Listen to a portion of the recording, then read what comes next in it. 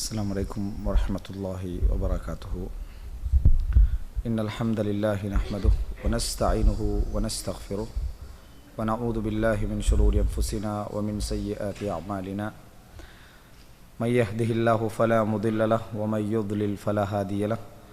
وأشهد أن لا إله إلا الله وحده لا شريك له وأشهد أن محمدا عبده ورسوله.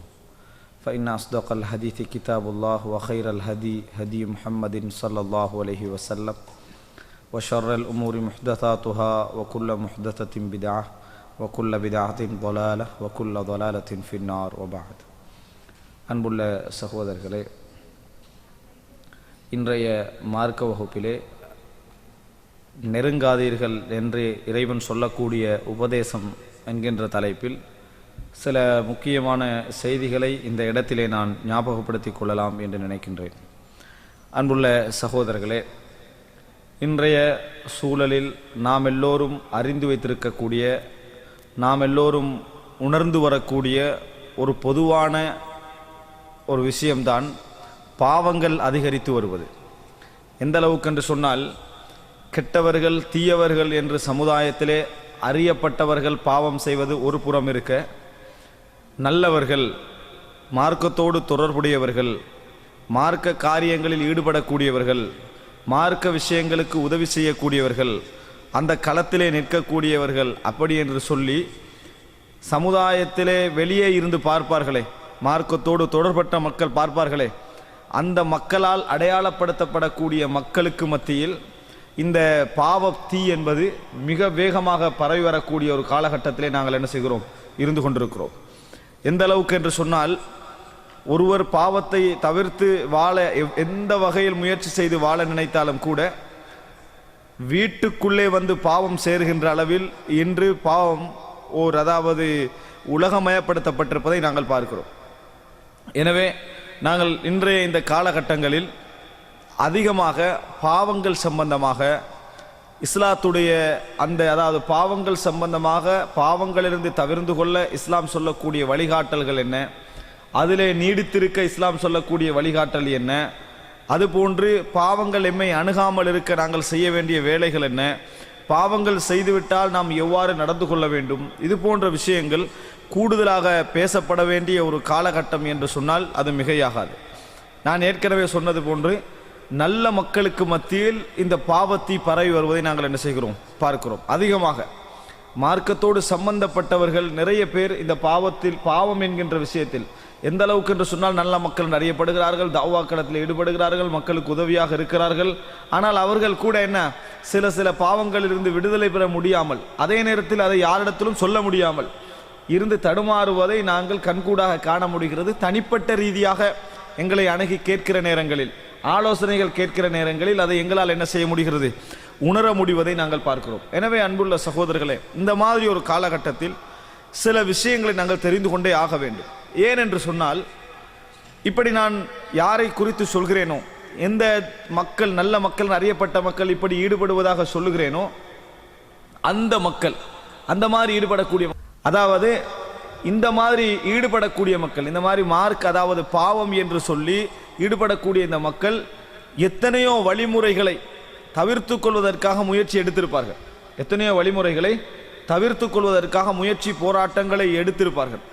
எடுத்துட்டு ஒரு முடிவுக்கு வந்திருப்பாங்க, என்னால் இந்த பாவத்தை விட முடியாது, என்னால் இந்த பாவத்தை விட முடியாது, அல்லாஹ் ரப்புல் ஆலமீன் மன்னிப்பவன், மன்னிப்பால் விசாலமானவன் என்று மன்னித்த கதைகளை விரும்பி கேட்கக்கூடிய அமைப்புல நிலைமைக்கு நிறைய பேர் மாறி இருக்கிறான். அல்லாஹு தாலா எப்படியெல்லாம் மன்னிப்பான், எப்படிப்பட்ட மன்னிப்பாளன், அல்லாஹு தாலா என்னென்ன சந்தர்ப்பங்கள்லாம் மன்னித்திருக்கிறான், இப்படி மன்னிப்பு சம்பந்தமான செய்திகள் சொன்னாலேயே ஒரு சந்தோஷம். சுப்ஹானல்லாஹ். அப்படி என்ன, அதுல ஒரு சந்தோஷம். ஏன், அந்த பாவத்தை இப்பொழுது மன ரீதியாக அங்கீகரித்து நம்மளுக்குள்ள ஒரே மஹ்ரஜ் என்ன, பாவம் செய்துவிட்டு மன்னிப்பு கேட்பதுதான் என்கின்ற லெவலுக்கு என்ன செஞ்சிட்டாங்க, மாறிவிட்டார்கள்.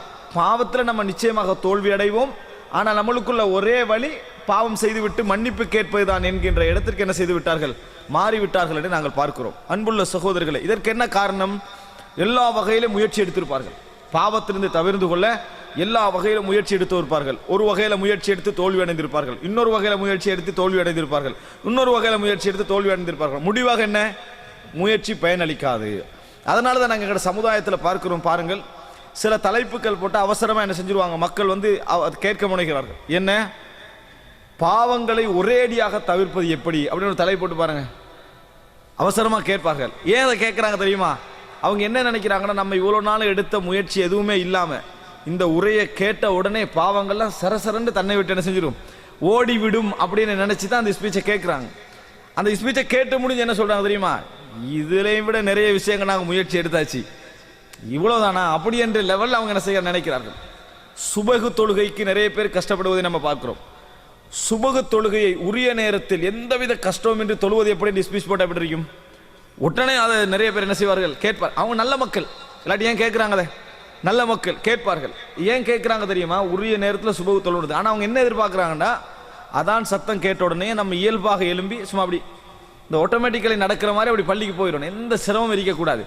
இந்த மாதிரி ஒரு வழியை அவர் சொல்லுவார் அப்படின்னு நினைக்கிறாங்க. ஆனால் அதில் பார்த்தா அவர் என்ன சொல்லுவார், இரவு நேரத்தோட தூங்குங்க, நிறைய சாப்பிட வேணாம், காலையில் அதானுக்கு அலாம் வச்சுக்கோங்க, இப்படி தானே சொல்லுவார். இதெல்லாம் வச்சு கொஞ்சம் பேர் 3 நாள் அலாம் வச்சுக்கிறாங்க. ஆனால் என்ன செய்யதில்லை, அவராக ஒண்டா எல்லாத்தையும் ஓப்பன் பண்ணிவிட்டு அவர் என்ன செஞ்சிருவார், தூங்கிடுவார். காலையில் எழுப்பினா நான் ஓப்பன் பண்ணா அவருக்கு தெரியாத லெவலில் இருக்கக்கூடிய மக்கள் நம்ம என்ன செய்கிறோம் பார்க்கிறோம். இதை சொல்கிறாங்க. குடும்ப வாழ்க்கையில் பிரச்சனைகளை தீர்ப்பது எப்படி அப்படின்ற ஒரு ஸ்பீச் போட்டால் அதை நிறைய பேர் என்ன செய்கிறாங்க, விரும்பி கேட்குறாங்க. ஏன், நம்ம பொறுமையாக இருப்போம் பொறுமையாக இருப்போம், ஒவ்வொரு விதத்தில் முயற்சி எடுத்த இடத்துல எங்கே முயற்சி எடுத்தாலும் ஏதோ ஒரு இடத்துல என்ன செஞ்சிடும், அது சண்டை வந்து இப்படியே தான் நம்மளோட 15-20 வருஷ வாழ்க்கை என்ன செய்யுது, போய்கிட்டு இருக்குது. ஒருவேளை இந்த ஸ்பீச் மூலம் பிரச்சனை உடனடியாக தீர்ந்துருமாய்க்கும் அப்படின்னு நினைச்சு என்ன செய்வார்கள், அதில் கேட்பார்கள். அதில் சொல்கிற 10 வழியை விட இவருக்கு 20 வழி என்ன செஞ்சிருக்கும், தெரிஞ்சிருக்கும். அதெல்லாம் அப்ளை பண்ணி தோல்வி அடைஞ்சிருப்பார். இது எல்லார மனசுல இப்போ என்னத்தை உருவாகிட்டேன்னு சொன்னால், நம்மளால் மாற்ற முடியாது, மாற்றக்கூடிய தீர்வு யாருக்கும் சொல்லவும் முடியாது.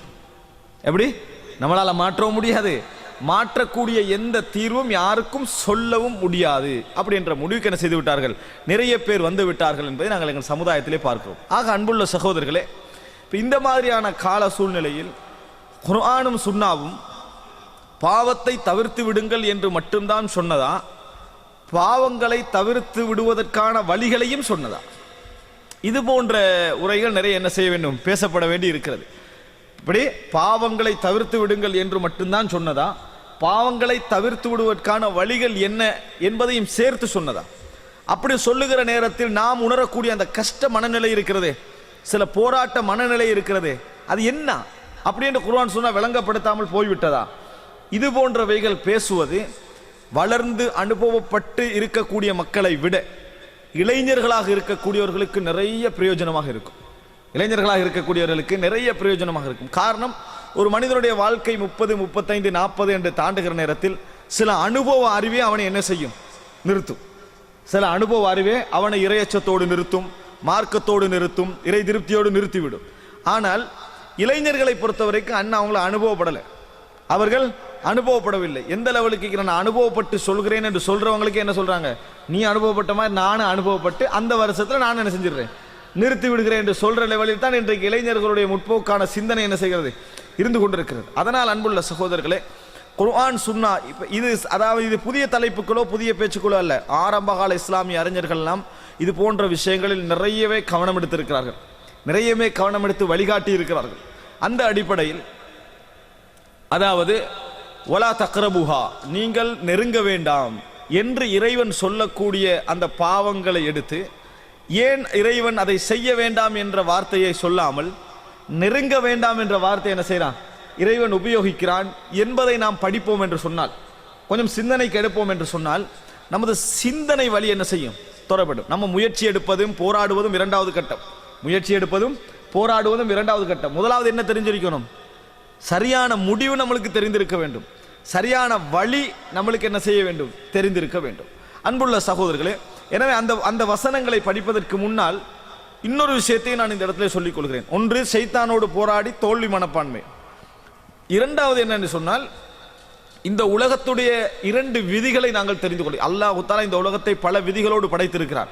அதில் ஒரு 2 விதிகளை நம்ம தெரிஞ்சு வைத்திருக்கணும்.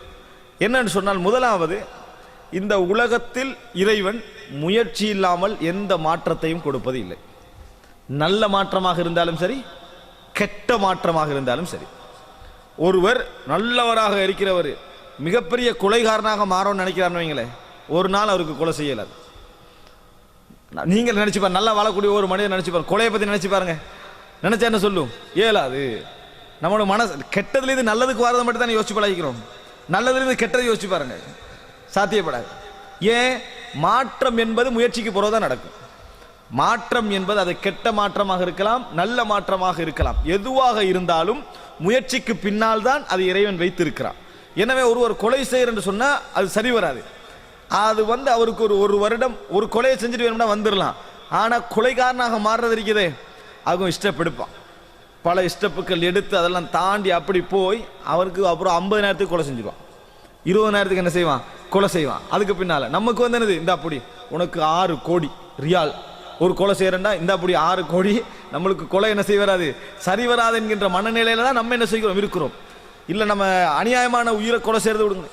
இஸ்லாமிய பார்வையில் யார் கொலை செய்யப்பட வேண்டுமோ அவனை கொலை செஞ்சுட்டு வாங்கின 6 கோடி தந்தாலும் என்ன செய்ய மாட்டோம், கொலை செய்ய மாட்டோம். அந்த மனநிலையில் நம்ம இல்லை. ஏன்னா மாற்றம் என்பதை நீங்க நினைக்க வேணாம், முயற்சி இல்லாமல் என்ன செய்ய முடியும், நடக்கும்ன்றது. ஆனா நம்ம எல்லாருடைய விருப்பம் என்ன?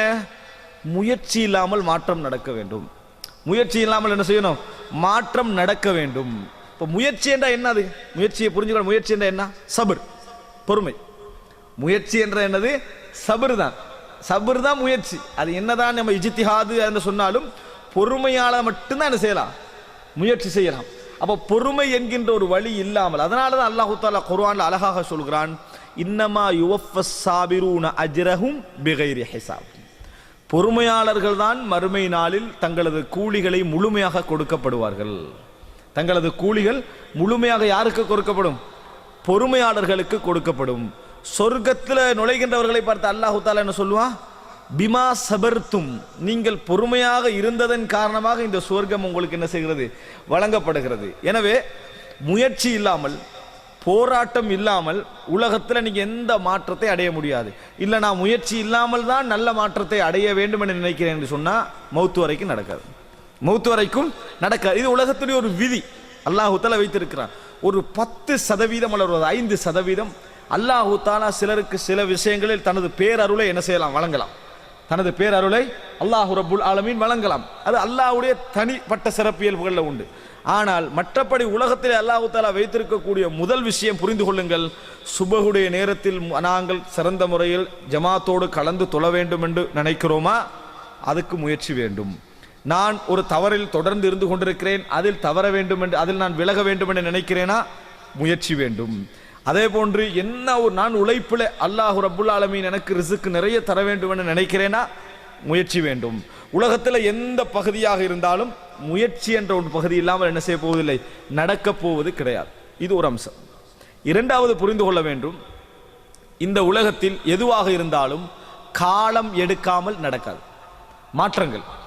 மாற்றங்கள் எதுவுமே என்ன செய்யாது, காலம் எடுக்காமல் நடக்காது என்பதை நீங்கள் புரிந்து கொள்ள வேண்டும். எந்த மாற்றமாக இருந்தாலும் நாளை மாற வேண்டும் அப்படின்னு நினைச்சு யாராவது மாற நினைச்சோம்னா, நம்ம ஒரு ஒழுக்கம் இல்லாத வாழ்க்கை வாழ்ந்து கொண்டிருக்கிறோம், முறையற்ற வாழ்க்கை வாழ்ந்து கொண்டிருக்கிறோம். முழு குடும்பமும் நாளையிலிருந்து ஒழுக்கமாக இருக்கணும் என்று ஒரு தந்தை கூப்பிட்டு இன்ஷா அல்லாஹ் இப்படித்தான் இருக்கணும், இப்படித்தான் இருக்கணும், இப்படித்தான் இருக்கணும் சட்டம் போட்டான்னு வைங்களேன், நடக்காது. மாற்றம்லாம் ஒரு நாள் என்ன செய்யாது, நடக்கவே செய்யாது. சந்தோஷமா வேணுமெண்டா இருக்கும், சந்தோஷமாக வேணுமெண்டா இருக்கும், மனதுக்கு நம்ம மாறிவிட்டோம் அப்படின்னு சந்தோஷமா இருக்கும். நீங்க பாருங்க, சிலர் திருந்தி பள்ளிக்கு வந்து கேட்டிருப்பாங்க, 1 மாதம் 1.5 மாதம் இந்த டெய்லி பள்ளிக்கு போறானே, அவன் பிந்தியா போயிடுவான் பள்ளிக்கு, அவன் கூட ஆச்சரியப்படுற அளவுக்கு முன்சப்பில் போய் நின்றுவாங்க மாறி. ஆனா அது 1 மாசம் தான். அந்த 1 மாதத்துக்கு பிறகு பள்ளியை விட்டு அந்த ஏரியால என்ன செய்ய மாட்டான், இருக்கிற அளவுக்கு மாறுற. அது என்னது, நீங்க நினைக்க வேண்டாம், மாற்றம் என்பது அந்த கேஸாக வருகின்ற ஒரு விஷயம் இல்ல, ஆர்வத்தில் வரும் சில விஷயங்கள். ஆனா அது 1 மாதத்தோடு 1.5 மாதத்தோடு என்ன செஞ்சிடும், போய்விடும். 1 மாதம் 1.5 மாதங்களோடு போய்விடும். மாற்றம் அப்படி அல்ல, நீங்க அவதானிக்கலாம். பல வருடங்களாக அந்த மாற்றத்தை என்ன செய்யலாம், அவதானிக்கலாம். மாற்றம் எல்லாம் 1-2 நாட்களில் வரும்னு நினைக்க வேண்டாம். சிறை கைதிகள் எடுத்து பாருங்க, போகிற நேரத்தில், சிறைக்கு போகிற நேரத்தில் அவனுடைய 1 நிமிடமும் என்ன செய்யும், இது என்ன வாழ்க்கை அப்படிதான் இருக்கும். ஆனா அங்க கொஞ்சம் பேர் இருக்கிறாங்க, நான் இங்க ஒரு 25 வருஷமா இருக்கிறேன். எத்தனை 25 வருஷமா இருக்கிறேன். அது அநியாயமாக இருப்பவர்கள் நான் இங்க சொல்லவில்லை, இந்த குற்றம் செஞ்சுட்டு உள்ளுக்கு போறான்ல, அந்த மாதிரி மோசமான, அதாவது தூள் இந்த மாதிரி விஷயங்களை செஞ்சுட்டு உள்ளுக்கு போறானே, அவங்கள பெருமையா பேசிக்கிறான். நான் 25 வருஷமா இருக்கிறேன், இன்னொரு 5 வருஷத்துல எல்லாம் முடிஞ்சிடும். 5 வருஷத்துல முடிய மாட்டேன் எப்படி சொல்றான், இன்னொரு 5 வருஷத்துல எல்லாம் என்ன செஞ்சிடும், முடிஞ்சு. அவனுக்கே அந்த 5 வருஷம் சின்னதாயிடுச்சு. எதனால? இந்த 25 வருஷ மாற்றம் என்ற சிந்தனை அவனுக்கு கொடுத்தான். ஆனால் அவனுக்கு ஃபர்ஸ்ட் நாள் எப்படி இருந்தது? மிக பாரமாக இருந்தது. முதலாக ஸ்கூலில் கொண்டு போய் சேர்ப்பார்களே பிள்ளைகளை, அவன் முதல் நாள் எப்படி அழுவான்? அவன்கிட்ட அள்ளுகை வந்து அவன் இனி இவன் படிக்க மாட்டான், வாப்பா சொல்லிடு இவன் படிப்பானா, இவன் போக மாட்டான்னு எனக்கு தெரியும் அப்படின்னு அந்த ஒரு நாள் வச்சு முடிவெடுப்பார். 2ஆம் நாள் கொண்டு போய் விடுவார், 3ஆம் நாள் கொண்டு போய் விடுவார், 4, 5, 6ஆவது நாள் வந்து இவர் போய் தேடி கண்டிப்பார். அவன் வரும் வரைக்கும் அவன் வரமாட்டான். மாற்றம் உலகத்தில் வந்து எந்த நீங்க நல்லது கெட்டது எந்த மாற்றமாக இருந்தாலும் காலம் எடுக்கும். காலம் எடுக்காம மட்டும் இந்த சமுதாயம் மாறணும், நாம் மாறணும், உலகம் மாறணும் நினைச்சுன்னு வைங்களே, நடக்கவே செய்யாது. அப்ப மாற்றத்துக்கு காலம் வேண்டும், முயற்சி வேண்டும். இந்த நாங்களாம் விரும்புகிற மாற்றம் என்ன தெரியுமா? கால முயற்சி, அது எதுவுமே இருக்கப்படாது. சுபகுடைய அதான் கேட்டவுடன் அப்படியே நம்ம பறந்து போய் முன்சப்புல நிற்கிற மாதிரியான ஒரு முயற்சி தான் நம்ம எதிர்பார்க்கிறோம். அல்ஹம்துலில்லாஹ் இன்றைக்கு சுபோது இருந்தது, என்ன ஒரு இதாக இருந்தது அப்படி என்று. அல்லது நம்ம முழிச்சிருக்கணும், சில இடங்களில் வந்து தர்பியா நிகழ்ச்சி நடத்துவாங்க, முழு இரவு தர்பியா நிகழ்ச்சி. அது என்னத்துக்காக வேண்டாம்? அமல்களை ஊக்குவிப்பதற்காக அப்படின்னு சொல்லி அன்றைக்கு 3 மணிக்கு எழுப்ப விட்டு வித்ர் தொழுவிப்பாங்க. வித்ர் தொழுகை நடக்கும், அதுக்கார்கள் நடக்கும், குர்ஆன் ஓதுவார்கள், சுபஹ் ஜமாத்தோடு தொழுவார்கள். இது பயிற்சியா? இது பயிற்சி இல்லை. பள்ளியிலிருந்து தொலைத்தான் செய்வான். அவன் பள்ளியில் இருக்கிறான், எதுக்காக தொழுவான்? வெட்கத்துக்காக தொலைத்தான் செய்வான். இதே தர்பியால் உள்ளவன் அடுத்த வீட்டில் பக்கத்தில் இருப்பான், ஆனால் என்ன நடக்கும்? பள்ளிக்கு வர மாட்டான். எனவே தர்பியா பயிற்சி என்பதெல்லாம் இந்த 1 நாள் 2 நாள் என்ன செய்யாது, எதுவும் சரி வராது. முதல் அம்சம் முயற்சி நம்ம புரிந்து கொள்ள வேண்டும். 2வது அம்சம் மாற்றத்திற்கு காலம் எடுக்கும் என்பதை என்ன செய்ய வேண்டும்? புரிந்து கொள்ள வேண்டும். இந்த 2 இல்லாமல் இந்த உலகத்தில் அல்லாஹ் எதனையும் வைக்கவில்லை. கெட்ட மாற்றமாக இருந்தாலும் நல்ல மாற்றமாக இருந்தாலும், கெட்டதற்கான முயற்சியாக இருந்தாலும் நல்லதற்கான முயற்சியாக இருந்தாலும், இந்த 2ம் இல்லாமல் எதுவும் நடக்கும் என்று யாராவது நினைச்சேன்னு சொன்னா எந்த பயான் கேட்டாலும் பிரயோசனம் இல்லை, எந்த நூல்களை படித்தாலும் பிரயோசனம் இல்லை, எந்த வழிகாட்டுகளை படித்தாலும் பிரயோசனம் இல்லை. இந்த 2 நம்மகிட்ட வரவில்லை என்று சொன்னார். அதனால் அன்புள்ள சகோதரர்களே, அல்லாஹ் ரப்புல் ஆலமீன் முஃமின்களுக்கு ஒரு ரஹ்மத்து வைத்திருக்கிறான். அது என்ன தெரியுமா? இப்போ நம்ம எடுக்கக்கூடிய முயற்சி, இப்போ உலகியல் ரீதியாக முயற்சி எடுத்தோம்னா நாங்களே எங்களை தூண்டுபட்டு முயற்சி எடுப்போம். ஆனால் மார்க்க ரீதியான முயற்சி நம்ம முழுமையாக எடுத்தாலும் இன்னொருவர் இருப்பார். யாரு? ஷைத்தான். அவன் விட மாட்டான், அவன் ஏதாவது வேறு விஷயங்களை செய்து கொண்டே இருப்பான். என்பதனால அல்லாஹ் ரப்புல் ஆலமீன் உங்களிடமிருந்து அரைவாசி முயற்சியை தான் எதிர்பார்க்கிறான். மற்ற 50% அவனது கருணை இருக்கும். மற்ற 50% அவனது கருணை இருக்கும். அல்லாஹ் குர்ஆன்ல அதை வாக்களிக்கிறான். அல்லதீன ஜாஹது ஃபீனா லனஹ்தியன்னஹும் சுபுலனா. எங்களது பாதைகளில் யார் போராடுகிறார்களோ, முயற்சி எடுக்கிறார்களோ, அவர்களுக்கு எமது பாதைகளை எல்லாம் நாம் திறந்து விடுவோம். எமது பாதைகளை எல்லாம் நாம் திறந்து விடுவோம். வமை யதவக்கல் அலல்லாஹி ஃபஹுவ ஹஸ்புஹ். யார் அல்லாஹ்வின் மீது பொறுப்பு சாட்டுகிறாரோ அவருக்கு வேறு யாரும் தேவை கிடையாது, அவன் போதுமானவன். இப்படி அல்லாஹ் தஆலா என்ன செய்கிறான் சொல்லி, வமை யத்தகில்லாஹ யஜ்அல் லஹு மின் அம்ரிஹி யுஸ்ரா. யார் அல்லாஹ்வை பயப்படுகிறாரோ அவரது காரியங்களில் அல்லாஹ் இலகுவை ஆக்குவான், லேசாக்கிடுவான். அல்லாஹ் தஆலா லேசாக்கி விடுவான். அப்ப நம்ம வந்து சைத்தானோட போராட வேண்டியவர் அந்த 50% முயற்சியை கொடுத்தோம் என்றால் மற்ற 50 இறைவன் என்ன செய்வான்? நம்மளை கொண்டு போய் சேர்த்து விடுவான். அப்படி என்றால் எங்களோட தோல்விக்கான பெருவாரியான காரணம் நாங்க தான். 50% முயற்சி கூட நம்மளுக்கு என்னது இல்லை என்பது அர்த்தம். 50% முயற்சி கூட இல்லை என்பது அர்த்தம். எனவே அன்புள்ள சகோதரர்களே, இந்த பகுதி நாம் உணர வேண்டிய மிக முக்கியமான பகுதி. பாவங்கள் சம்பந்தமாக அதை விடுவதற்காக போராடக்கூடிய இளைஞர்கள் சகோதரர்கள் யாராக இருந்தாலும், அதே போன்று நன்மைகள் செய்ய வேண்டும், கடமைகளை நிறைவேற்ற வேண்டும் என்பதற்காக போராடக்கூடியவர்களாக இருந்தாலும் சரி, இந்த 2 பகுதியை மறந்துடக்கூடாது. இந்த 2 பகுதியை மறந்து விடவும் கூடாது. அதே நேரம் 3வது ஒரு விஷயம் நம்ம உணர்ந்து கொள்ள வேண்டும். மாற்றத்துக்கு பின், ஆனால் மாற்றத்துக்குரிய சொல்றேன், மாற்றத்துக்கு பின்னால் உணர வேண்டிய ஒரு விஷயம் இருக்கிறது. அது என்ன தெரியுமா? சைத்தான் இப்ப நம்மளை விட்டு ஒதுங்கிட்டான்னு மட்டும் நினைச்சிடக்கூடாது. எப்படி?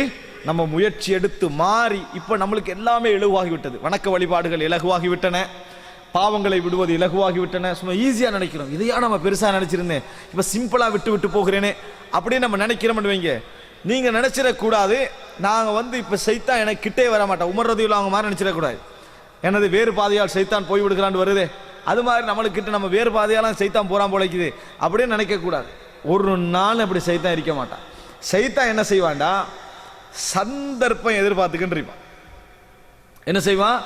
சந்தர்ப்பம். என்ன சந்தர்ப்பம்? உங்கள் கடந்த கால பாவங்களை அழகாக கொண்டு வந்து காட்டுவதற்கு பொருத்தமான நேரம் என்னன்னு தேடிக்கிட்டு இருப்பான். அதே போல இந்த செய்யக்கூடிய வணக்க வழிபாடுகளை மிக ஹார்டாக காட்டுவதற்கான ஒரு நேரம் எதிர்பார்த்துக்கிட்டு இருப்பான். உங்களே உங்களோட பெருமை மூலம் உங்களை உயர்த்தி எல்லாத்தையும் அழிச்சு விடுவதற்கான காலத்தை என்ன செய்வான்? எதிர்பார்த்து கொண்டு இருப்பான். ஷைத்தான் இதை கடைசி நிமிஷம் வரைக்கும் எதிர்பார்ப்பான். இன்றைக்கு நாங்கள் சர்வ சாதாரணமாக பார்க்கிறோம். கடந்த காலங்களில் இளம் வயதுகள்லாம் நல்ல வணக்க வழிபாடுகள் இபாதத்துகள் செய்தவர்கள் 20-25 வருடங்களுக்கு பின்னால் 60 வயது 65 வயசுல இருப்பாங்க.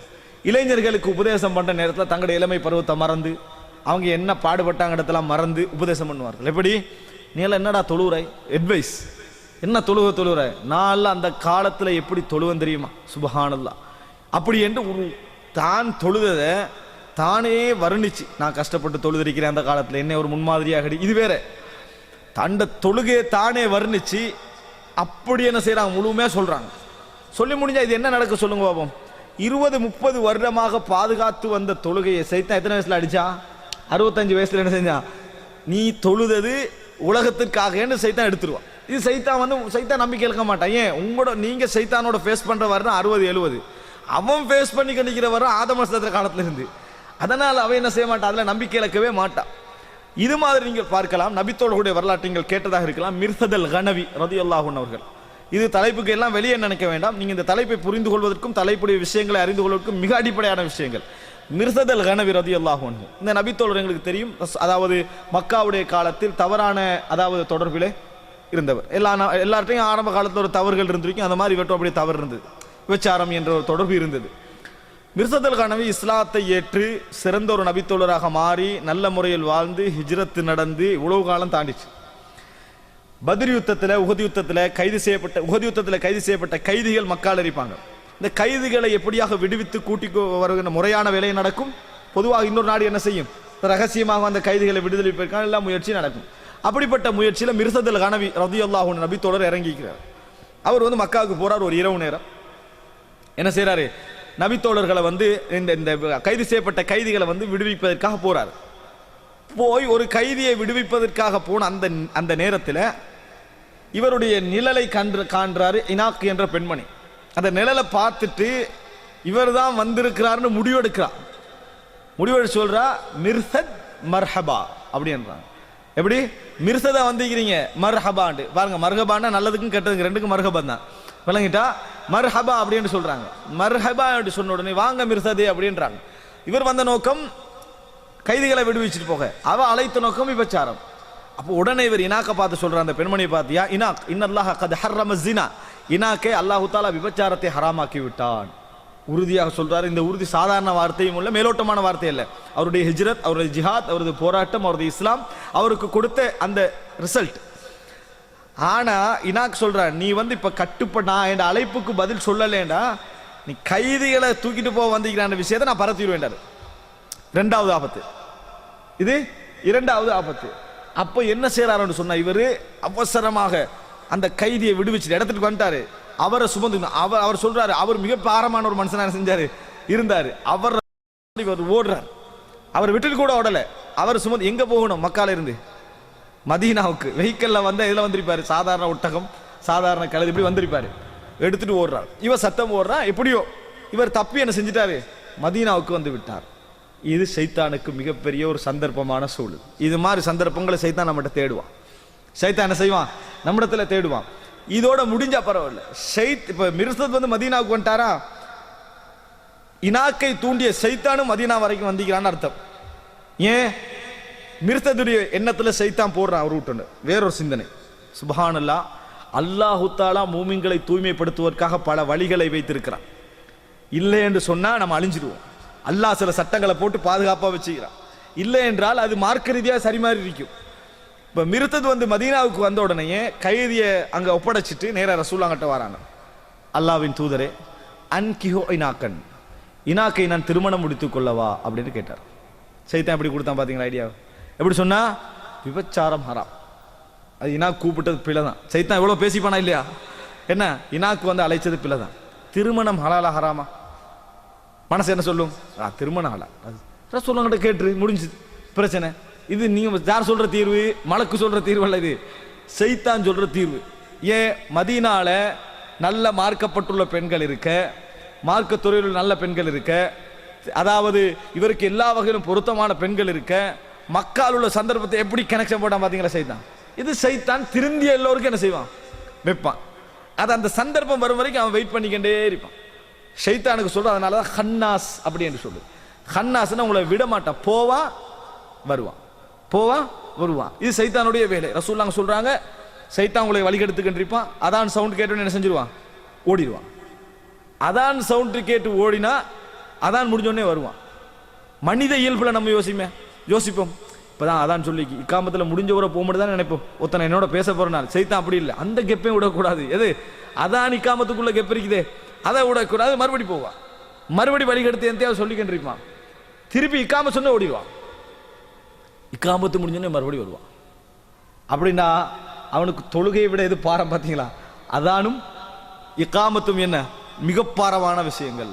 அன்புள்ள சகோதரர்கள் வந்து வழிகெடுக்கிற வேலையை ஆரம்பிப்பான். அதனால அல் ஹன்னாஸ் நாங்கள் ரசூல் ஸல்லல்லாஹு அலைஹி வஸல்லம் அல்லாஹ் தஆலா அல் ஹன்னாஸ் யுவஸ்விஸ், அல் ஹன்னாஸ் அல்லதி யுவஸ்விஸ் ஃபீ சுதூரின் நாஸ், அப்படி என்று சொல்லி அல்லாஹ் தஆலா சொல்றான். அப்ப இது சைத்தான் இந்த மாதிரி எண்ணத்தை போட்ட உடனே அவர் கேட்கிறார், அல்லாஹ்வின் தூதரே அன்கிஹு இனாக்கன், இனாக்க திருமணம் முடிக்கவா? சுபஹானல்லாஹ், ஒரு விபச்சார பெண்ணை திருமணம் முடிக்கவான்னு அவர் கேட்கிறாரு. மார்க்க சட்ட அடிப்படையில் அவர் கேட்கிறாரு. முடிக்க அனுமதினா முடிச்சிடுவாரு. ஆனா அல்லாஹ் தஆலா முஃமின்களுக்கு கெட்ட வழி, கெட்டதையும் தடை செஞ்சான். கெட்ட விஷயங்கள் எப்படியெல்லாம் வரும் என்பதை என்ன செஞ்சான், அந்த வழிகளை அல்லாஹ் தஆலா தடை செய்தான். அதனால அல்லாஹ் தஆலா வசனம் இறக்குறான், விபச்சாரிகளை, விபச்சாரம் செய்தவர்களை, முஷ்ரிக் அல்லது விபச்சாரம் செய்தவனை தவிர வேறு யாரும் திருமணம் முடிக்க மாட்டார்கள். வஹுர்ரிம ذلك على المؤمنين, முஃமின்களுக்கு அது ஹராமாக்கப்பட்டிருக்கிறது. அப்படி என்ற வசனம் இறங்குறது ரசூலுல்லாஹ் ஓதி காட்டுறாங்க. முடிஞ்சு. அப்படின்னா என்ன, முடிக்க கூடாது. இப்ப தோல்வி அடைஞ்சது யாரு?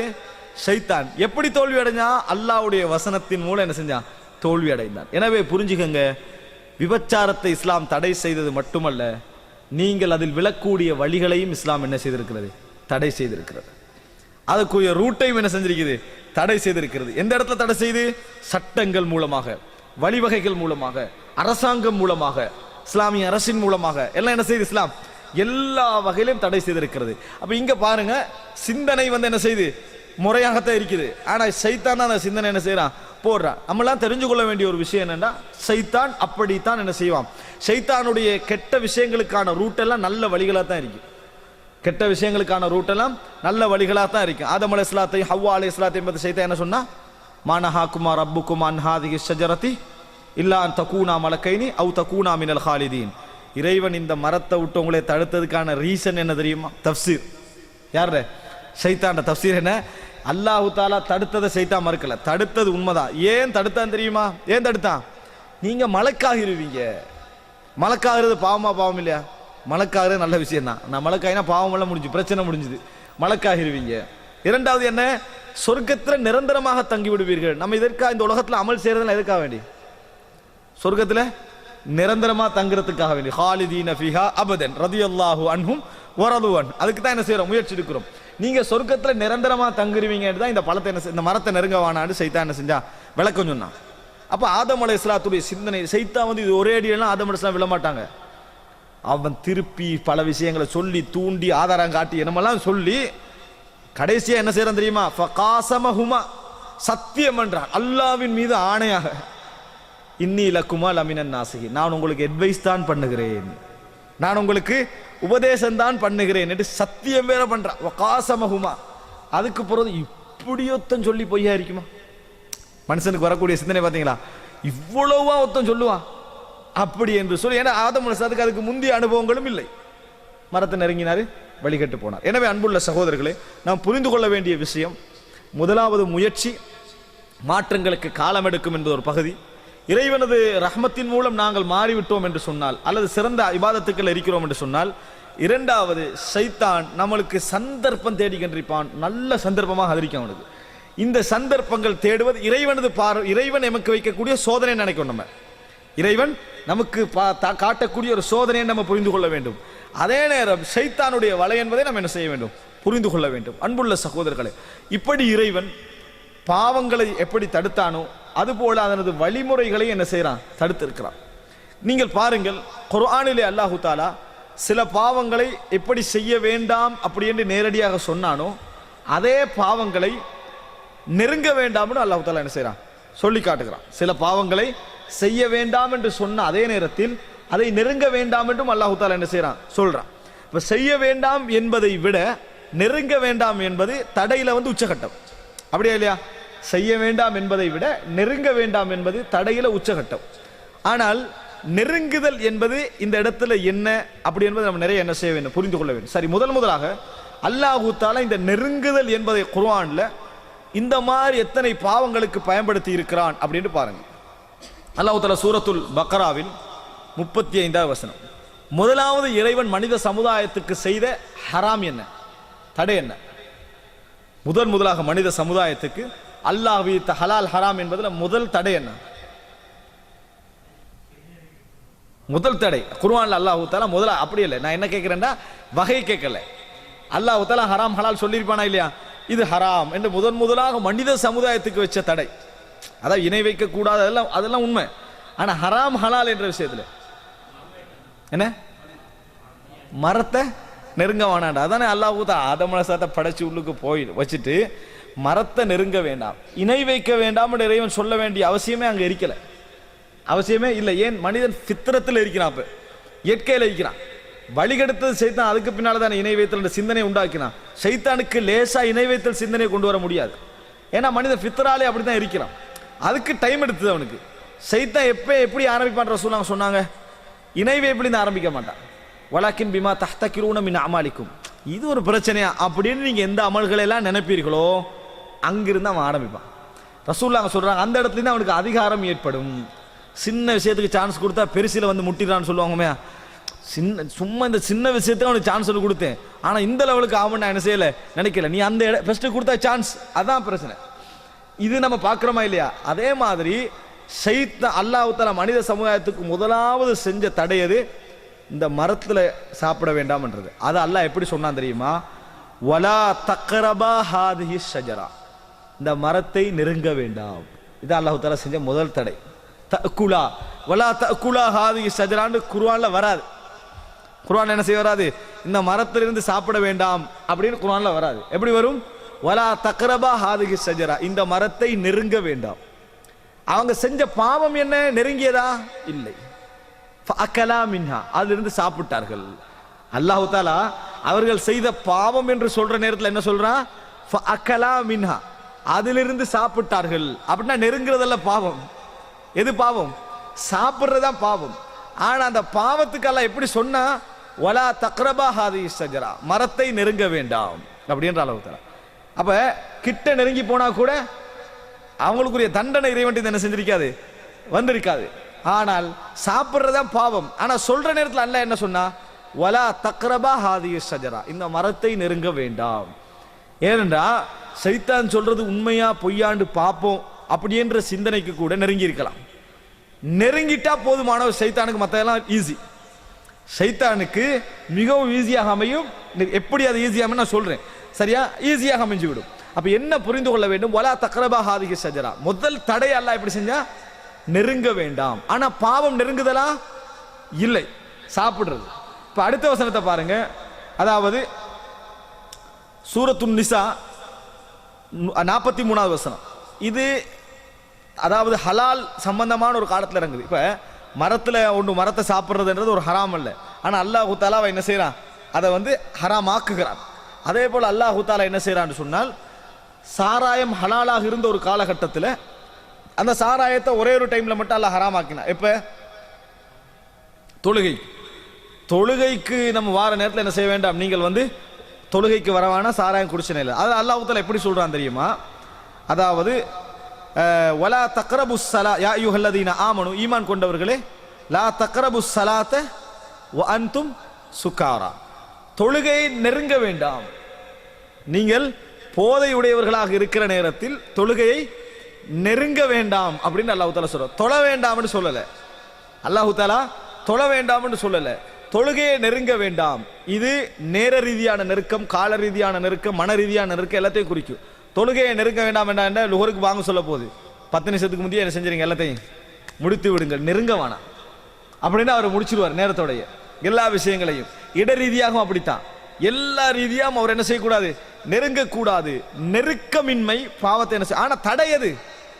தொழக்கூடாது என்றுதான். நன்றாக புரிந்து கொள்ளுங்கள், தடை தொழக்கூடாது என்பதுதான். ஆனா அல்லாஹ் தஆலா எப்படி தடை செய்யறாங்க?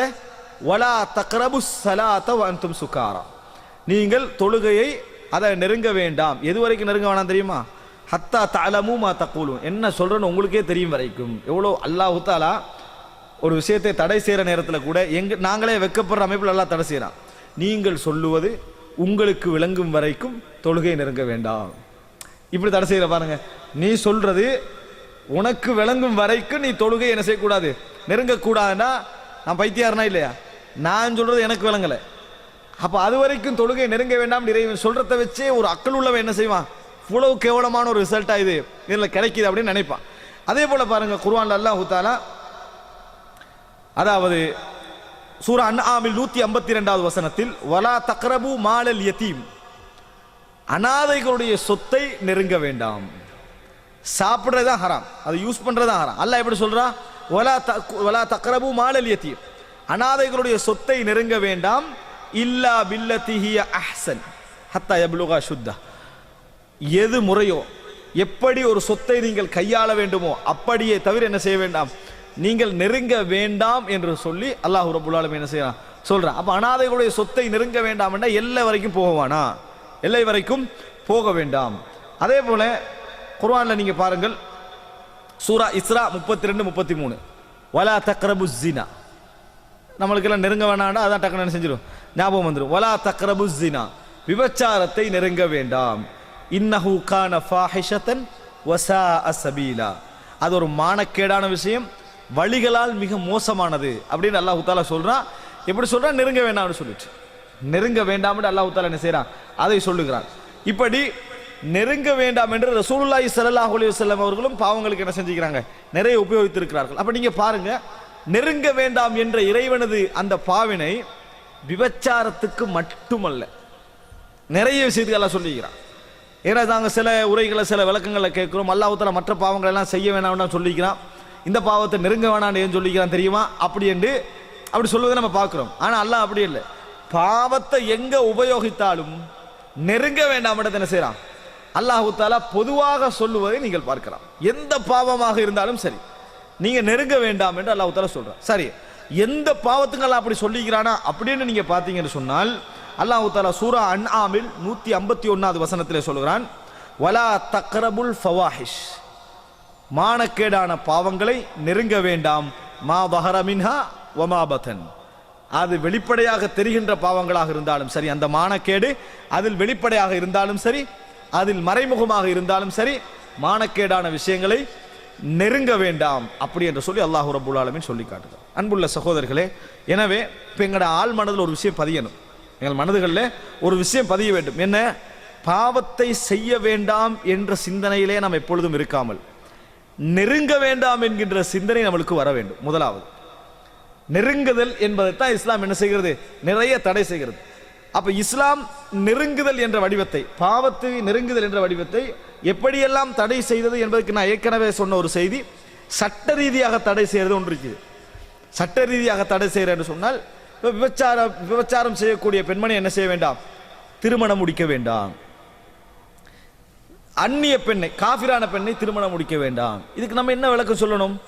இறைவன் காஃபிரான பெண்ணை திருமணம் முடிக்க வேணாம்னு சொல்லிக்கிறதுக்கு காரணம் அவங்கள்ட்ட அறிவில்லை, அவர்கள்ட்ட எந்த நல்ல பண்புகளும் இல்லை, அவர்கள் சிறந்தவர்கள் அல்ல, அவர்கள்ட்ட எந்த சிறப்புமே அவர்கள்ட்ட என்னது இல்லை, சிறந்தவர்கள் அல்ல அது வேறு விஷயம், எந்த சிறப்புமே அவர்கள்ட்ட இல்லை. இதன் காரணமாக அல்ல, எதன் காரணமாக அதாவது திருமணம் முடிக்க நீங்க முடிச்சிக்கன்னு வைங்க, நீங்க சிறுக்குக்கு நெருக்கமாக இருப்பீங்க. நீங்க என்ன செய்வீங்க? சிறுக்குக்கு மிகவும் நெருக்கமாக இருப்பீங்க. உனது கொள்கை பாதுகாக்கப்பட வேண்டும் என்றால் நீ இதில் என்ன செய்யக்கூடாது, நெருங்கக்கூடாது. அதனாலதான் முஸ்லிமாக இருந்தாலும் விபச்சாரி என்ன செய்யக்கூடாது, முடிக்கக்கூடாது இஸ்லாம் சொல்லிச்சு. முஸ்லிமாக இருந்தாலும் விபச்சாரியை முடிக்கக்கூடாது, பாவத்தில் நீ என்ன செஞ்சிருவாய், அங்க போயிடுவாய். இதனால முஸ்லிக்கான பெண்மணியை முடிக்கவானானது இந்த மாதிரி சட்ட ரீதியாக இஸ்லாம் என்ன செய்கிறது, நிறைய தடை செய்திருக்கிறது. சட்ட ரீதியாக நெருங்குவதை தடை செய். இங்க பிரச்சனை சட்ட ரீதியாக அல்ல, சட்ட ரீதியானதை நம்ம கை வைக்க மாட்டோமே, கழுத்து போயிடும், கை போயிடும், கால் போயிடும், என்னது பயந்துருவோம். இஸ்லாம் சட்டம் போட்டிருக்கிற இந்த மாதிரி நம்ம போயிடுவோம், நம்ம பயந்துருவோம். சட்ட ரீதியாக, சட்ட ரீதியாக இங்க பிரச்சனை, சட்டம் எதிலெல்லாம் கையடிக்காதோ அந்த மாதிரியான பாவங்கள் விஷயத்தில் எமது மனநிலையை எப்படி இந்த நெருக்கம் என்ற பகுதியின் மூலம் நாம் கட்டுப்படுத்திக் கொள்வது. அன்புள்ள சகோதரர்களே, எனவே இப்போ இரண்டாவது பகுதியாக ரசூல் ஸல்லல்லாஹு அலைஹி வஸல்லம் இந்த நெருக்கத்தை ஹதீஸ்ல ஒரு உதாரணம் சொல்லி வழங்கப்படுத்துறாங்க. ரசூல் ஸல்லல்லாஹு அலைஹி வஸல்லம் அவர்கள் ஹதீஸ்ல ஒரு உதாரணம் சொல்லி விளங்கப்படுத்தினாங்க. நாங்க படித்த ஹதீஸ், கேட்ட ஹதீஸ். ஆனா நாங்க என்னது, வைதா மர்ரு பில்லஹ்வி மர்ரு கிராமா, சங்கையாக நடந்து போய் விடுவார்கள். அல்லாஹ் குர்ஆன்ல சொல்றானே, எதை கண்டால், வேடிக்கையான வீண் விளையாட்டுக்கள் எல்லாம் கண்டா சங்கையாக நடந்து போய் விடுவார்கள். சங்கையாக நடந்து போனால் என்ன நடக்கும் அந்த ஏரியாவில்? காதில் விழும், ஒரு பார்வை விழும், போயிடுவோம், விளக்கம் எடுத்துருக்க மாட்டோம். அதே மாதிரி இந்த ஹதீஸ் பக்கத்தான் நடந்து போய்க்கிறோம். முரூருல் கிராமண்டுவாங்க அரபுல இருக்கு. முரூருல் கிராமண்டா என்னது? சங்கையாக நடந்து போய் விட்டார், காதில் போல் விழுந்தது, விளக்கமெல்லாம் எடுக்கிறது அப்படியே போயிடுறது. அந்த ஹதீஸ் என்ன? ரசூல் ஸல்லல்லாஹு அலைஹி வஸல்லம் சொன்னார்கள், கர்ரா யர்ஆ ஹவுலல் ஹிமா யூஷிகு அய்யர்தா ஃபீஹி. எல்லை ஹலால் ஹராம், அல் ஹலாலு பையினுன் வல் ஹராமு பையினுன் வபைனஹுமா உமூருன் முஷ்தபிஹாத். ரசூலுல்லாஹ் சொல்றாங்க, ஹலால் தெளிவானது, ஹராம் தெளிவானது, இதற்கு மத்தியில் சந்தேகமான சில விஷயங்கள் இருக்கின்றன அப்படின்னு சொன்னாங்க. சொல்லிட்டு உதாரணம் சொல்லுகிற நேரத்தில் ரசூல் ஸல்லல்லாஹு அலைஹி வஸல்லம் அவர்கள் சொன்னார்கள், கர்ராஇ யர்ஆ ஹவுலல் ஹிமா. ஒரு தோட்டம் இருக்குது, அதுல என்ன செய்யறான், ஆடு மேய்த்து கொண்டிருக்கிறான். அவன் மேயிறான் எங்க தெரியுமா? எல்லையில மேயிறான். அங்க நல்ல புல் இருக்குது, விளங்கிட்டான். சரியா எல்லையில பார்த்து நல்ல புல் இருந்தா என்ன செய்யும்? நம்மட தோட்டம் தானே அப்படின்னு என்ன செய்வான், அந்த ஏரியால மேய்ஞ்சிக்கிட்டு இருப்பான். இப்படி மேய்ஞ்சா என்ன நடக்கும் தெரியுமா? அடுத்த கொட்டுக்குள்ள தலை போகும். ரசூலுல்லாஹ் சொல்றாங்க, கர்ராஇ யர்ஆ ஹவுலல் ஹிமா யூஷிகு அய்யர்தா ஃபீஹி. அதுக்கு பிறகு நம்ம என்ன பேசுவோம் தெரியுமா? ஓண்ட தோட்டத்துல மேய்ஞ்சோம், ஓரத்துல மேய்ஞ்சோம், விளங்கிட்டான். ஓரத்துல மேய்ஞ்சா தலை போகத்தான் செய்யும். நம்ம அது வாதமாவே நம்ம வைப்போம். என்ன செய்வோம்? அது ஓரத்தில் மேய்ஞ்சா நம்ம போத்தா, அதான் பொது எல்லை, விளங்கிட்டா அப்படின்னு ஏதாவது ஒன்று சொல்லி எல்லைகள் மேதுவதை முதல்ல நியாயப்படுத்திடுவோம். எல்லையில மேயுறதே. ஆனா ரசூலுல்லாஹ் சொல்றாங்க, கர்ராஇ யர்ஆ ஹவுலல் ஹிமா யூஷிகு அய்யர்தா ஃபீஹி. சரி, இந்த மாதிரி எல்லையில மேய்ஞ்சா இப்படி நடக்கும் தானே. அதனால தான் ரசூலுல்லாஹ் சொல்றாங்க, இந்த எல்லை என்பதை யார் தீர்மானிக்கிறது? இதுதான் எல்லை. நெருங்க வேண்டாம் என்பதை யாரும் உலகத்தில் தீர்மானிக்கல. நல்லா புரிஞ்சுக்கங்க. நெருங்க வேண்டாம் என்பதற்கு தானே ஒரு ஆள் சொல்லுவாரு, சினிமாவை எடுத்து நெருங்க வேண்டாம் வைங்களேன், விபச்சாரத்தை எடுத்து நெருங்க வேண்டாம் என்று சொன்னு வைங்களேன், அவர் என்ன சொல்லுவார்? டிவி பார்க்க வேண்டாம். இன்னொருத்தர் சொல்றார், டிவி பார்க்கறது இல்லை, டிவி வாங்கவே கூடாதுவார் ஒரு ஆள். இன்னொரு ஆள் உங்களோட வீட்டில் நெட் கனெக்ஷனே இருக்கக்கூடாது அப்படின்றவர் ஒரு ஆள். இஞ்சி போனா ஆரம்ப காலத்தில் எலக்ட்ரிக் இல்லாமல் தானே வாழ்ந்தாங்க. எலக்ட்ரிக் இல்லாமல் தான் இந்த பிரச்சனையே என்ன செய்யுது, முடிஞ்சுது. நெருங்க வேண்டாம யாரும் தீர்மானிக்கிறாங்க. நல்லா புரிஞ்சுங்க. அதனால ரசூலுல்லாஹ் சொன்னாங்க, ஃபஇன்ன ஃபில் இன்சானி என்னது, ஃபஇன்ன ஃபீ, அதாவது மனிதர்களுடைய உடலில் முத்கத்தன், ஒரு சதை துண்டு இருக்கிறது. அந்த ஹதீஸ்ல தொடர்ல சொல்றாங்க, ஒரு சதை துண்டு இருக்கிறது. ஃபஇதா ஸலுஹத் ஸலுஹத் ஸாயிரு ஜஸதிஹி, அது சீரடைந்து விட்டால் முழு உடலும் சீரடைந்து விடும். வஇதா ஃபஸதத், அது ஃபஸாதாகி விட்டால் ஃபஸதத் ஸாயிரு ஜஸதிஹி, அவனது முழு உடலும் கெட்டு போய்விடும். அலா வஹியல் கல்ப், அதான் இதயம் என்று ரசூலுல்லாஹி ஸல்லல்லாஹு அலைஹி வஸல்லம் அவர்கள் சொல்லி காட்டினார்கள். எல்லையை சொல்லிட்டு எல்லையை யாரும் தீர்மானிக்கலாம் மார்க்க ரீதியான விஷயங்கள்ல. நீங்க என்ன எல்லையை, அல்லாஹ் ஹராம் ஹலால் என்ற எல்லை இருக்குதே, அதை அல்லாஹ் சொல்லிடுவான். ஃபத்தில்க ஹுதூதுல்லாஹ், அதான் அல்லாஹ்வுடைய எல்லைன்னு அல்லாஹ் தஆலா சொல்லிடுவான். அதல்ல இப்ப ஹலாலுடைய ஓரத்துக்கு போறது. இந்த ஓரத்தை பொறுத்த வரைக்கும் நம்ம யாரும் தீர்மானிக்க முடியாது. அது எப்ப தீர்மானிக்கும் தெரியுமா? மனசு கல்பு சரியாகினால் மட்டும்தான். நம்மட கல்பு இந்த பாவத்தின் பக்கம் நெருங்கக்கூடாது அப்படின்ற உணர்வுல இருக்கிற நேரத்தில் ஒருவர் உங்கள்கிட்ட அட்வைஸ் பண்றாரு, நீங்க டெலிவிஷன் வச்சிருக்கிறதுனால இந்த பிரச்சனை உங்களுக்கு ஏற்படுது, எடுங்கண்டா, அவரை கல்பு அதுக்கு சார்பா தான் ஓடும், அதுக்கு சார்பா ஓடும். அது ஹராம்ன்றதுனால இல்லை, இன்னொரு ஆளுக்கு அவர் திணிக்கவும் கூடாது, நான் திருந்தினது இப்படித்தான், நீனும் இப்படித்தான் திருந்தனு அதை சொல்லவும் கூடாது. அவர் அட்வைஸ் என்ன பண்ணலாம், ஏன்னா அது அல்லாஹ்வுடைய ஹலால் ஹராத்துக்குள்ள அது என்ன செய்யாது, வராது. ஆனால் இவர் ஒரு பாவத்தை தவிர்ப்பதற்கு ஒருத்தர் சொல்ற நேரத்தில் இவர் எல்லா விஷயங்களையும் தவிர்க்கத்தான் பார்ப்பார், எல்லா விஷயங்களையும் தவிர்க்கத்தான் பார்ப்பார். இந்த பகுதியால் தான் பேணுதல் என்ற பாபு துறப்பட்டது. பேணுதல் இஸ்லாமிய வரலாற்றில் அல் வரா ஜுஹுத் அப்படின்னு அழைப்பார்களே, பேணுதல் என்ற பகுதி திறப்பட்டதற்கான காரணங்கள்ல உண்டு. அதுதான் என்ன, இந்த பாதி அது நாங்க இந்த இடத்துல நின்றுவோம், இது போதும், நம்ம இதுல நின்றா நம்ம நெருங்க மாட்டோம். ஆனா அபூபக்கர் உமர் ரலியல்லாஹு நினைப்பாங்க, எங்களை விட தூரத்துல நிற்பாங்க, எங்களை விட தூரத்துல நிற்பார்கள். அவங்க நினைப்பாங்க, நான் இங்க நிக்கிறதா நல்லது, ஏன் எனது தக்குவா என்ன இங்க நிறுத்தும், அவருடைய தக்குவா அவர் அங்க கொண்டு போய் நிறுத்தும். அதனால ரசூலுல்லாஹ் நெருங்க வேண்டாம் என்றதுடைய எல்லையை சொல்றாங்க. பாவம் எல்லை தெளிவு, அல்லாஹ் அல் ஹலால் பையின் வல் ஹராமு பையின், ஹலால் தெளிவு ஹராம் தெளிவு. இதை நெருங்கிறது இருக்குது ஹராம். இந்த ஹராத்தை நெருங்குவதை பொறுத்த வரைக்கும் எந்த இடத்துல நிக்கணும் என்பது யாரால என்ன செய்ய முடியாது, தீர்மானிக்க முடியாது. அதனாலதான் ரசூலுல்லாஹ் சொன்னாங்க, என்னது இந்த உடம்புல என்ன செய்திருக்க, உடம்புல என்ன இருக்கிறது, ஒரு முதுகா, ஒரு சதை துண்டு இருக்கிறது. இதா சலுஹத், அது சரியாகிவிட்டால் டோட்டல் பொடியும் சரியாகிவிடும். அப்படி என்ன, ஹலாலின் பக்கம் அது இணைஞ்சிடும். உள்ளம் சரியாகிவிட்டா எல்லாம் சரியாயிரும்னா என்ன, எப்படி வழங்கக்கூடாது. அவர் நல்ல மனிதராக இருந்தால் அவருக்கு நோயே வராது, எல்லாம் ஆரோக்கியமாக செய்வார், அவர் இருப்பார்னு அர்த்தம் அல்ல. நல்ல மனிதராக இருப்பார், கேன்சரோடு இருப்பார், சுகரோடு இருப்பார், எல்லாம் இருக்கு. அதை இது குறிக்கல. அவருடைய சலாஹியத், நல்ல வாழ்க்கை, சிறந்த லைஃபாக அவருடைய என்ன செய்யும், இருக்கும். அது ஃபசாத் ஆகிவிட்டால் எல்லாம் ஃபசாத் ஆகிவிடும். அலா வஹியல் கல்ப் அப்படின்னு ரசூலுல்லாஹ் சொல்றாங்க. இப்போ பாருங்க, ஹராம் ஒன்று இங்கே இருக்க, இது நெருங்கக்கூடாது என்ற பகுதியில் ஒருவர் இந்த இடத்துல நின்றுவார், ஒருவர் இங்கே நிற்பார், ஒருவர் இங்கே நிற்பார், ஒருவர் நெருங்கவே இல்லாத தூரத்தில் என்ன செய்வார், நிற்பார். இதுதான் நெருக்கம். நெருங்க வேண்டாம் என்பது என்னென்ன பகுதியை நம்ம புரிஞ்சுக்கொள்ளணும். சட்டங்கள் மட்டுமல்ல, சட்டங்கள் மட்டுமல்ல. எது உதாரணமாக நல்லா நெருங்குதல சரியா புரியலைன்னா இந்த இடத்துல வராது.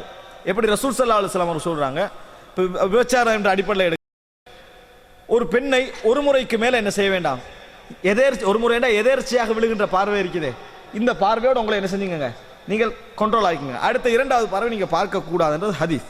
அப்படியா இல்லையா? இது நெருங்க வேண்டாம் என்ற பகுதி இல்லை, இது இறைவன் நெருங்க கூடாததுக்கான போட்ட சட்டம். விளங்கிட்டா? இது நான் இறைவன் நெருங்க வேண்டாம் இருக்கிறேன், அதனால நான் இதை தவிர்த்துக் கொள்கிறேன், அப்படியெல்லாம் இல்லை. நீ தவிர்த்தான் ஆகணும், அது சட்டம் உங்களுக்கு. இதையும் தாண்டி நீங்க கொண்டு வச்சுக்கிறீங்களா, அதான் ஃபலா தக்ரபூஹா, நெருங்க வேண்டாம் என்றது. புரிஞ்சுதா? அதாவது இறைவன் தடை செய்தவைகள், ஒரு விபச்சாரம் என்ற ஒரு தவறுக்காக வேண்டி இஸ்லாம் சூழ தடை செய்தவைகள் நிறைய இருக்கும்.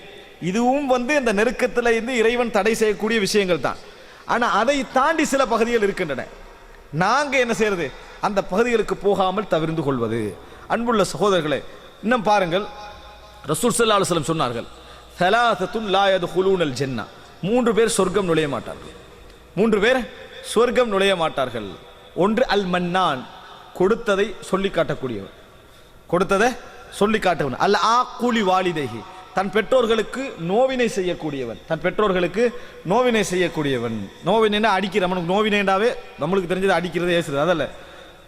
எந்த வகையில அவங்களை என்ன செய்யறது இல்லை, மன கஷ்டத்துக்கு உள்ளாக்குவது இல்லை. அல் ஆக்குலி வாலிதைஹி. அடுத்தது மூன்றாவது என்ன, அத்தையூஸ், வீட்டிலே மானக்கேடான விஷயங்களை அங்கீகரிப்பவன். வீட்டிலே மானக்கேடான விஷயங்களை அங்கீகரிப்பவன். ரசூலுல்லாஹ் என்ன சொன்னாங்க, அத்தையூஸ், இவன் சொர்க்கம் நுழைய மாட்டான். அவர் மார்க்க ரீதி எல்லாம் நல்லா இருக்கிறாரு, மார்க்க ரீதி அந்த மாதிரி கட்டுப்பாடாக இருக்கிறாரு, எல்லாம் ஓகே. ஆனா வீட்டில் என்ன மேகசின் மேசையில் இருந்தாலும் கண்டுகொள்ள மாட்டார், அதுல சினிமா பக்கம் இருந்தாலும் கண்டுகொள்ள மாட்டார். பேப்பரண்டா வரத்தான் செய்யும்னு கண்டு அப்படி அந்த மாதிரி விட்டு, பேப்பரண்டா வரத்தான் செய்யும் ஓண்ட அனுபவத்துக்கு நீ அது ஓகே. ஆனா 8 வயசு 10 வயசு 12 வயசுல உள்ளவனுக்கு அது பெருசு. அந்த இடத்துல நீ யோசிக்கணும். அதான் தையூஸ் நாங்க ரசூலுல்லாஹ், நீ என்னது, மானக்கேடான விஷயங்களை வீட்டில் அங்கீகரிப்பவன். இப்ப இதெல்லாம் வலா தக்ரபுஹா, வீட்டில் மானக்கேடு அப்படின்னா உங்களோட மனது ரோசப்படக்கூடிய மாதிரியான எந்த அமைப்பில் உள்ள விஷயங்களை நீங்க என்ன செய்யக்கூடாது, அங்கீகரிக்க கூடாது. இப்ப நீங்க புரிஞ்சுக்கங்க, இதுவும் விபச்சாரத்தை நெருங்காமல் இருக்க இஸ்லாம் வைத்த தடைகள். அப்படியா இல்லையா? விபச்சாரத்தை நெருங்காமல் இருக்க இஸ்லாம் வைத்த தடைகள். ஆனா ஒன்றை புரிந்து கொள்ளுங்கள், வலா தக்ரபுஹா என்பது இதை மட்டும் குறிக்காது. இதற்கு வெளியாக நாம நெருங்காமல் இருப்பதற்கு போட்டுக்கொள்ளக்கூடிய எல்லா விஷயங்களும் அதுல என்ன செய்யும், அடங்கும் என்பதை புரிந்து கொள்ள வேண்டும். அன்புள்ள சகோதரர்களே, இந்த இடத்தில் நாம் புரிந்து கொள்கிற அம்சம் என்ன, அது வலா தக்ரபு மாலல் யதீம், அனாதையுடைய சொத்தை நெருங்க வேண்டாம் என்பது நான் உங்களுக்கு ஊண்டா விளங்கப்படுத்துகிறேன். அப்படி என்றால் உங்களுக்கு நல்லா விளங்குது, நீங்க கஷ்டத்தில் இருக்கிறீங்க, வறுமையில் இருக்கிறீங்க, அனாதைகளை பொறுப்பெடுக்கிறேன் என்ற பேர்ல சொத்துள்ள அனாதையை பொறுப்பெடுக்காதீங்க. விளங்கிட்டா? சொத்துள்ள நல்லா அவர் புள்ள அனாதை ஆயிட்டு, அவனுக்கு கோடான கோடி சொத்து இருக்குது, சரியா? இப்ப நீங்க அனாதைகளை பொறுப்பெடுத்து குர்ஆன் சொல்லி இருக்கிறது, அதனால இந்த அனாதையை பொறுப்பெடுத்து நான் வளர்க்க போறேன், எதுக்காக வேண்டி, சொத்தை பார்த்துட்டு. அந்த எண்ணம் வந்தாலே வலா தக்ரபு மாலல் யதீம், சரியா, நெருங்க வேண்டாம். இப்ப இந்த இடத்துல அல்லாஹ் தஆலா பொறுப்பெடுத்தவர்களை தான் சொல்றான். இந்த இடத்துல அல்லாஹ் பொறுப்பெடுத்தவர்களை தான் நீங்க முறையானுங்கன்னு சொல்றான். ஆனா நாங்க இதுல எதையெல்லாம் புரிஞ்சுக்கணும்னு சொல்ல வரேன். வலா தக்ரபு மாலல் யதீம் இல்லா பில்லத்திஹி அஹ்சன் என்று சொன்னால் நம்ம புரிஞ்சுக்கலாம், நம்ம இதை எடுத்தோம்டா, நான் நேர்மையானவன், நான் திறமையானவன், நான் பேணுதலான், அதெல்லாம் சரிதான். ஆனா நான் வசதியற்ற நிலையில் இதுல கை வச்சா என்ன நடக்கும், நான் பொறுப்பெடுத்தேன்டா, நான் அநீதம் இழைக்குவதற்கான ஒரு தூண்டுதல் எனக்கு ஏற்படும். ட்ரெஷரர் பொறுப்பு உங்களுக்கு தரப்போறார், அவர் நேர்மையானவர், அவரை மாதிரி நேர்மை இல்லை. ஆனா நீங்க நல்லா வறுமையில் இருக்கிறீங்க, கஷ்டத்தில் இருக்கிறீங்க, கடன் எடுத்து வாழ்ற நிலைமையில இருக்கிறீங்க. நம்மளுக்கு ட்ரெஷரர் பொறுப்பு என்னது? வேண்டாம், அது உங்களுக்கு நல்லது. ஏன் நீங்க அதை எடுத்தீங்க என்று சொன்னால் உங்களை வந்து ஃபர்ஸ்ட் ஸ்டெப்புக்கு சைத்தான் ஏத்திட்டான்னு அர்த்தம். ஹலால் தானே, அங்க மிர்சத்தில் கனவுமா நினைங்க ஹலால். அதுக்கு பின்னால் ரெண்டாவது ஸ்டெப், மூன்றாவது ஸ்டெப். பொதுவாக ட்ரெஷரண்டா அவங்களோட சொந்த வேலைக்கெல்லாம் யூஸ் பண்ணுவாங்க, டைமுக்கு வரக்குள்ள சல்லி என்ன செஞ்சிருவாங்க, கொடுத்துருவாங்க அப்படின்ற ஒரு ஐடியா தருவான். எல்லா ட்ரெஷரர் மாதிரி சேர்ந்து அந்த ஐடியா கொடுப்பாங்க பழைய. இப்படியே போய் என்ன நடக்கும், கடைசியில் ட்ரெஷரர் மாதிரி அல்லாஹு தாலா 2-3 அநீதி நடக்கத்தான் செய்யும். நாங்களாம் சஹாபாக்கள் மாதிரி நேர்மையாக இருக்கணும் அப்படின்ட்டு ஒரு காவாசி போயிடும். காவாசி என்ன செஞ்சிடும், போயிடும். அதுக்கு பின்னால் இன்னொரு லெவலுக்கு போய் என்ன நடக்கும், டோட்டல் சொத்தையும் அடிச்சுட்டு என்ன செஞ்சிருவான், ஓடிட்டு. நீங்க பாத்தீங்களா சஹாபா ரசூலுல்லாஹ்கிட்டே அந்த மாதிரி வந்திருக்கார்கள். நபியர்களுக்கு வழி என்ன செஞ்சுக்கிறாங்க, தௌபா செய்வதற்கு காட்டி இருக்கிறார்கள். எங்க ஆரம்பிச்சது தெரியுமா, நீ இதை எடுக்காம இருந்திருக்க உனக்கு இந்த பிரச்சனை என்ன செய்யாது, வராது. ரசூலுல்லாஹ் அபூதர் அல் கிஃபாரி ரலியல்லாஹு அன்ஹு அவர்களை கூப்பிட்டு சொன்னது அதுதான். அபூதர் அல் கிஃபாரி ரலியல்லாஹு அன்ஹு அவர்கள் சட்டப்படி தலைமைத்துவத்துக்கு வருவது தடை இல்லை. நன்றாக புரிஞ்சுக்கங்க. சட்டப்படி நீதியாகுவது தடையா? தடை இல்லை. சட்டப்படி ஒருவர் தனக்கு நீதி என்ற தகுதியை கண்டு அவர் நீதிபதி ஆகலாம், அவர் தலைவர் ஆகலாம். ஆனா அபூதர் அல் கிஃபார் ரலியல்லாஹு அன்ஹு சொன்னா பர்சனல் அட்வைஸ் பண்றாங்க. எனக்கு எது விருப்பமோ அதை நான் உங்களுக்கும் விரும்புகிறேன். அபூதரே, எனக்கு நான் எதை விரும்புகிறேனோ அதை உங்களுக்கும் விரும்புகிறேன். நீங்கள் என்ன செய்ய வேண்டாம், 2 பேருக்கு இடையில தீர்ப்பு சொல்ல வேண்டாம். 2 பேருக்கு இடையில தீர்ப்பு சொல்ல வேண்டாம். தலைமைத்துவ பொறுப்புகளை எடுக்க வேண்டாம். ரசூலுல்லாஹ் சொல்றாங்களா இல்லையா? ஏன் சொன்னாங்க? அபூதர் அல் கிஃபார் ரலியல்லாஹு அன்ஹு கண்டது அவர் ஒரு பலமான ஸ்ட்ராங்கான நபித்தோழராக இருந்தாலும் ஒன்றை கண்டாங்க ரசூலுல்லாஹ், பலகீனமான உள்ளம் படைச்சவராக இருந்தார். அழுகிறவரின் பக்கம் தனது கருணையை செலுத்தக்கூடியவராக இருந்தார். நீதிமன்றத்தில் நீதிபதி வந்து அழுகிறவன் பக்கத்தில் இருக்கக்கூடாது. ஏன்னா சில பொழுதுல பெரும்பாலும் குற்றம் செஞ்சவன் நிறைய அள வாய்ப்பிக்குது அந்த இடத்துல. சரியா, நிறைய அழுதுட்டான்னு வைங்களே, இவன் பக்கத்துல உண்மை இருக்கு, இவனுக்கு அழுகையே இல்லை. ஆனா குற்றம் செய்யப்பட்டு வந்தவன் தானே, அவன் இயல்புலேயே அழுக வராதவனாயிருப்பான். சரியா, அவனுக்கு எவ்வளவு சொன்னாலும் எப்படி தான் இருந்துட்டு இவனை பார்த்த இவன் தான் குற்றம். இப்படி இந்த மாதிரி ஆக்கள் நீதிபதி என்ன செய்யக்கூடாது, ஆகக்கூடாது. அபூதர் அல் கிஃபாரி அப்படித்தான் தீர்ப்பளிப்பார்னு சொல்ல வரல. ஆனா மனபலகீனம் என்ன செய்யும், அழுகையின் பக்கம் என்ன செய்யும், சார்பாக இருக்கும். அவர் என்ன செய்யணும், ஆட்சி பொறுப்பில் இயன்ற அளவுக்கு நீதியாக நடந்து கொள்ள வேண்டும் என்பதை விட எனக்கு அந்த பொறுப்பு என்னது வேண்டாம், எனக்கு அந்த பொறுப்பு வேண்டாம் என்பது நல்லது. உமர் இப்னுல் கத்தாப் ரலியல்லாஹு அன்ஹு அவர்கள் இப்னு உமர் தனது மகனை தலைவராக நியமித்து விட்டு போவதற்கு மார்க்கத்தில் தடை இல்லை. மசூரா குரூப் அதை ஒத்துக்கிட்டுட்டா தடை இல்லை. ஏன் தடை இல்லை, எல்லா வகையிலும் அவர் தகுதி, எல்லா வகையிலும் அது தகுதி, அல்லாஹ்விடத்தில் அது குற்றம் அல்ல. ஆனா உமர்லாம் என்ன செஞ்சாங்க, இவருக்கு பொறுப்பு என்ன செய்யக்கூடாது, போகக்கூடாது, இவருக்கு பொறுப்பு போகக்கூடாது. இதுதான் நெருங்க வேண்டாம் என்ற பகுதி நம்ம புரிஞ்சு கொள்ள வேண்டிய அம்சம். அன்புள்ள சகோதரர்களே, எனவே இப்ப அடுத்த ஸ்டெப்பாக 4ஆவதாக நாங்கள் புரிந்து கொள்ள வேண்டிய அம்சம் என்ன தெரியுமா, நெருங்க வேண்டாம் என்பது நமது பாவத்திலே வீழ்த்தக்கூடிய நம்மை சூழ உள்ள காரணங்களை தான் இது குறிக்கிறது. அல்லாஹ்வாக தடை செய்தவைகளை இது என்ன செய்யல, முழுமையாக குறிக்கவில்லை. அல்லாஹ்வா தடை செஞ்சா நம்ம தவிர்த்து தான் ஆகணும். உதாரணமாக எல்லாரும் எப்படி விளங்கப்படுத்துறாங்கன்னா, நெருங்க வேண்டாம் என்று சொன்னா ஹிஜாப் அணிவதை குறிக்கிறது. இஸ்லாம் வந்து ஹிஜாபை என்ன செய்கிறது குறிக்கிறது. நெருங்க வேண்டாம், ஹிஜாப் அணிஞ்சுதான் ஆகணும், விளங்கிட்டா. அது நெருங்க வேண்டாம் என்ற பட்டியல்ல நேரடியாக என்ன செய்யாது, வராது. அதே போல நீங்க பாருங்க, இஸ்லாம் தடை செஞ்ச எத்தனையோ விஷயங்கள் இருக்கு, தண்டனைகள் அது இதுன்னு நிறைய இருக்கு, அவதூறு இப்படி இருக்குது. இவைகள் வந்து நேரடியாக வராது. நேரடியாக நெருங்க வேண்டாம் என்பது எதை குறிக்கும் தெரியுமா, நம்ம இதுல கால் வைத்தால் அது நமக்கு ஹலால், நம்ம செய்ய போறது ஹலால். ஆனா இது கால் வச்சா எண்டிங் இதுக்கு கிட்ட போறதுக்கு என்னது வாய்ப்பு இருக்கு என்று சொன்னா அதைத்தான் இது குறிக்கிறது. சரி, அது எப்படி என்று தீர்மானிப்பது, ரசூலுல்லாஹ் என்ன சொன்னாங்க, உலகத்துல யாரும் அதை தீர்மானிக்கலாது. உடலிலே ஒரு சதை துண்டு இருக்கிறது, அது சீரடைந்து விட்டால் எல்லாம் சீரடைஞ்சிடும். உனக்கு அது விளங்கும். இஸ்தஃப்தி கல்பக், உனது இதயத்தை தீர்ப்பு கேட்டுப்பார். ரசூலுல்லாஹ் சொன்னாங்க, உன் இதயத்தை தீர்ப்பு கேட்டுப்பார், அது சொல்லு, இதுல நான் போனா நல்லம் இல்லை.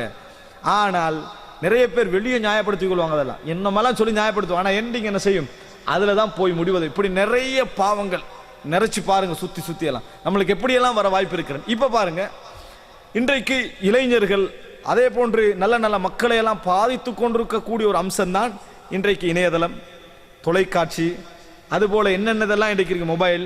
இதுல உள்ள இந்த மாதிரியான தொடர்புகள் வந்து என்ன செய்யுது என்று சொன்னால், தனிமையில் பாவம் செய்வதற்கான வசதிகள் என்ன செய்து அவைகள் ஏற்படுத்தி கொடுக்கின்றன. இப்ப இந்த மாதிரி விஷயங்களை பொறுத்த வரைக்கும் நெருங்க வேண்டாம் என்பதை எப்படி புரிஞ்சுக்கிறது, போன் வாங்க வேண்டாம், விளங்கிட்டா, இப்படி புரிஞ்சுக்கிறதா. இப்ப நான் ஏற்கனவே சொன்ன மாதிரி இணையதளம் உபயோகிக்க வேண்டாம், அப்படி புரிஞ்சுக்கிறதா. அப்போ என்ன, இதை எப்படி புரிந்து கொள்வது என்று கேட்டால், அன்புள்ள சகோதரர்களே, ஒரு நபருக்கு மொபைல் இல்லாமல், உதாரணமாக மொபைல் இல்லாமல், இணையதளம் இல்லாமல், இந்த மாதிரி எந்த தொடர்பு இல்லாமல் அவர் சாதாரணமாக அவருக்கு வாழ முடியும், சாதாரண மொபைலோடு அவருக்கு வாழ முடியும் என்றால் அது அவருக்குரியது. அது யாருக்கு சட்டமாக சொல்லலை, பார்த்தீங்களா ரசூலுல்லாஹ், அது அவருக்குரியது. அவர் அந்த ஸ்டெப்ல நிற்கிறது அவருக்கு நல்லது, அவர் அந்த ஸ்டெப்ல நிற்பது அவருக்கு நல்லது. இன்னொருவருடைய முழு பிஸ்னஸ், தொழில், தொடர்பு எல்லாம் இதில் இருக்குது, இணையதளத்தில் என்ன செய்யுது இருக்குது. இஸ்லாம் அவருக்கு சட்டம் போடலை, நீ இணையதளத்தை நெருங்கக்கூடாது அப்படின்ட்டு. அப்போ எப்படி புரிஞ்சு கொள்வது எதை? அன்புள்ள சகோதரர்களே, ஒன்றை புரிந்து கொள்ளுங்கள். நாங்கள் பாவங்களை தவிர்த்து விட வேண்டும் என்று நினைக்கிற எல்லா கட்டங்களையும் எதை நினைக்கிறோம் தெரியுமா? அந்த பாவத்தை இப்படி தவிர்க்கலாம் இருக்குதே, இது மட்டும் தான் நினைச்சுக்கிட்டு இருப்போம். அந்த பாவத்தை தவிர்த்து கொள்ளலாம் இருக்குது.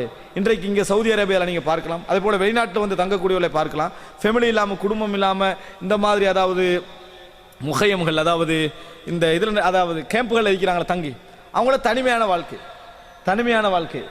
இந்த மாதிரி கட்டங்களில் என்ன செய்யும் சொன்னால், சைத்தான் மிக தூண்டுதலாக என்ன செய்வான் இருப்பான். சிலரை நியாயப்படுத்துவான், நம்ம சினிமா பார்க்கட்டி என்ன செய்யறது, இந்த டைமில் நம்மளுக்கு எப்படி டைம் ஓடும், இல்லைன்னா இந்த மாதிரி மென்டலில் என்ன செஞ்சிடும், நம்மளுக்கு பைத்தியம் முடிச்சு போயிடும் அப்படின்னு ஒரு காரணம் ஏற்படுத்துவான். இதை மற்றவங்களும் நம்மகிட்ட சொல்கிறாங்க, அப்படி அவன் பார்க்கத்தான் செய்யணும், அவன் மனநிலை அப்படி என்னது, இந்த மாதிரி மனநிலையால் பைத்தியம் முடிச்சிருமோன்னே கேட்க போகிறோன்னு பயந்து ஓடி வந்துடுறான். நம்ம ஏதாவது சொல்லி பைத்தியமாகி கடைசியில் நம்ம பேரில் வந்துடுறான். அப்படி இல்லை அன்புள்ள சகோதரர்களே.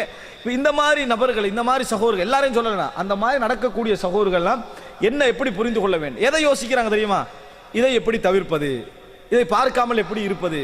பார்க்காமல் எப்படி இருப்பது அவங்க வழங்கின என்ன தெரியுமா? இந்த ஓ பண்ணிட்டு பார்க்காம வைக்கிறது, இதை மட்டும் தான் நினைச்சாங்க. நடக்காது.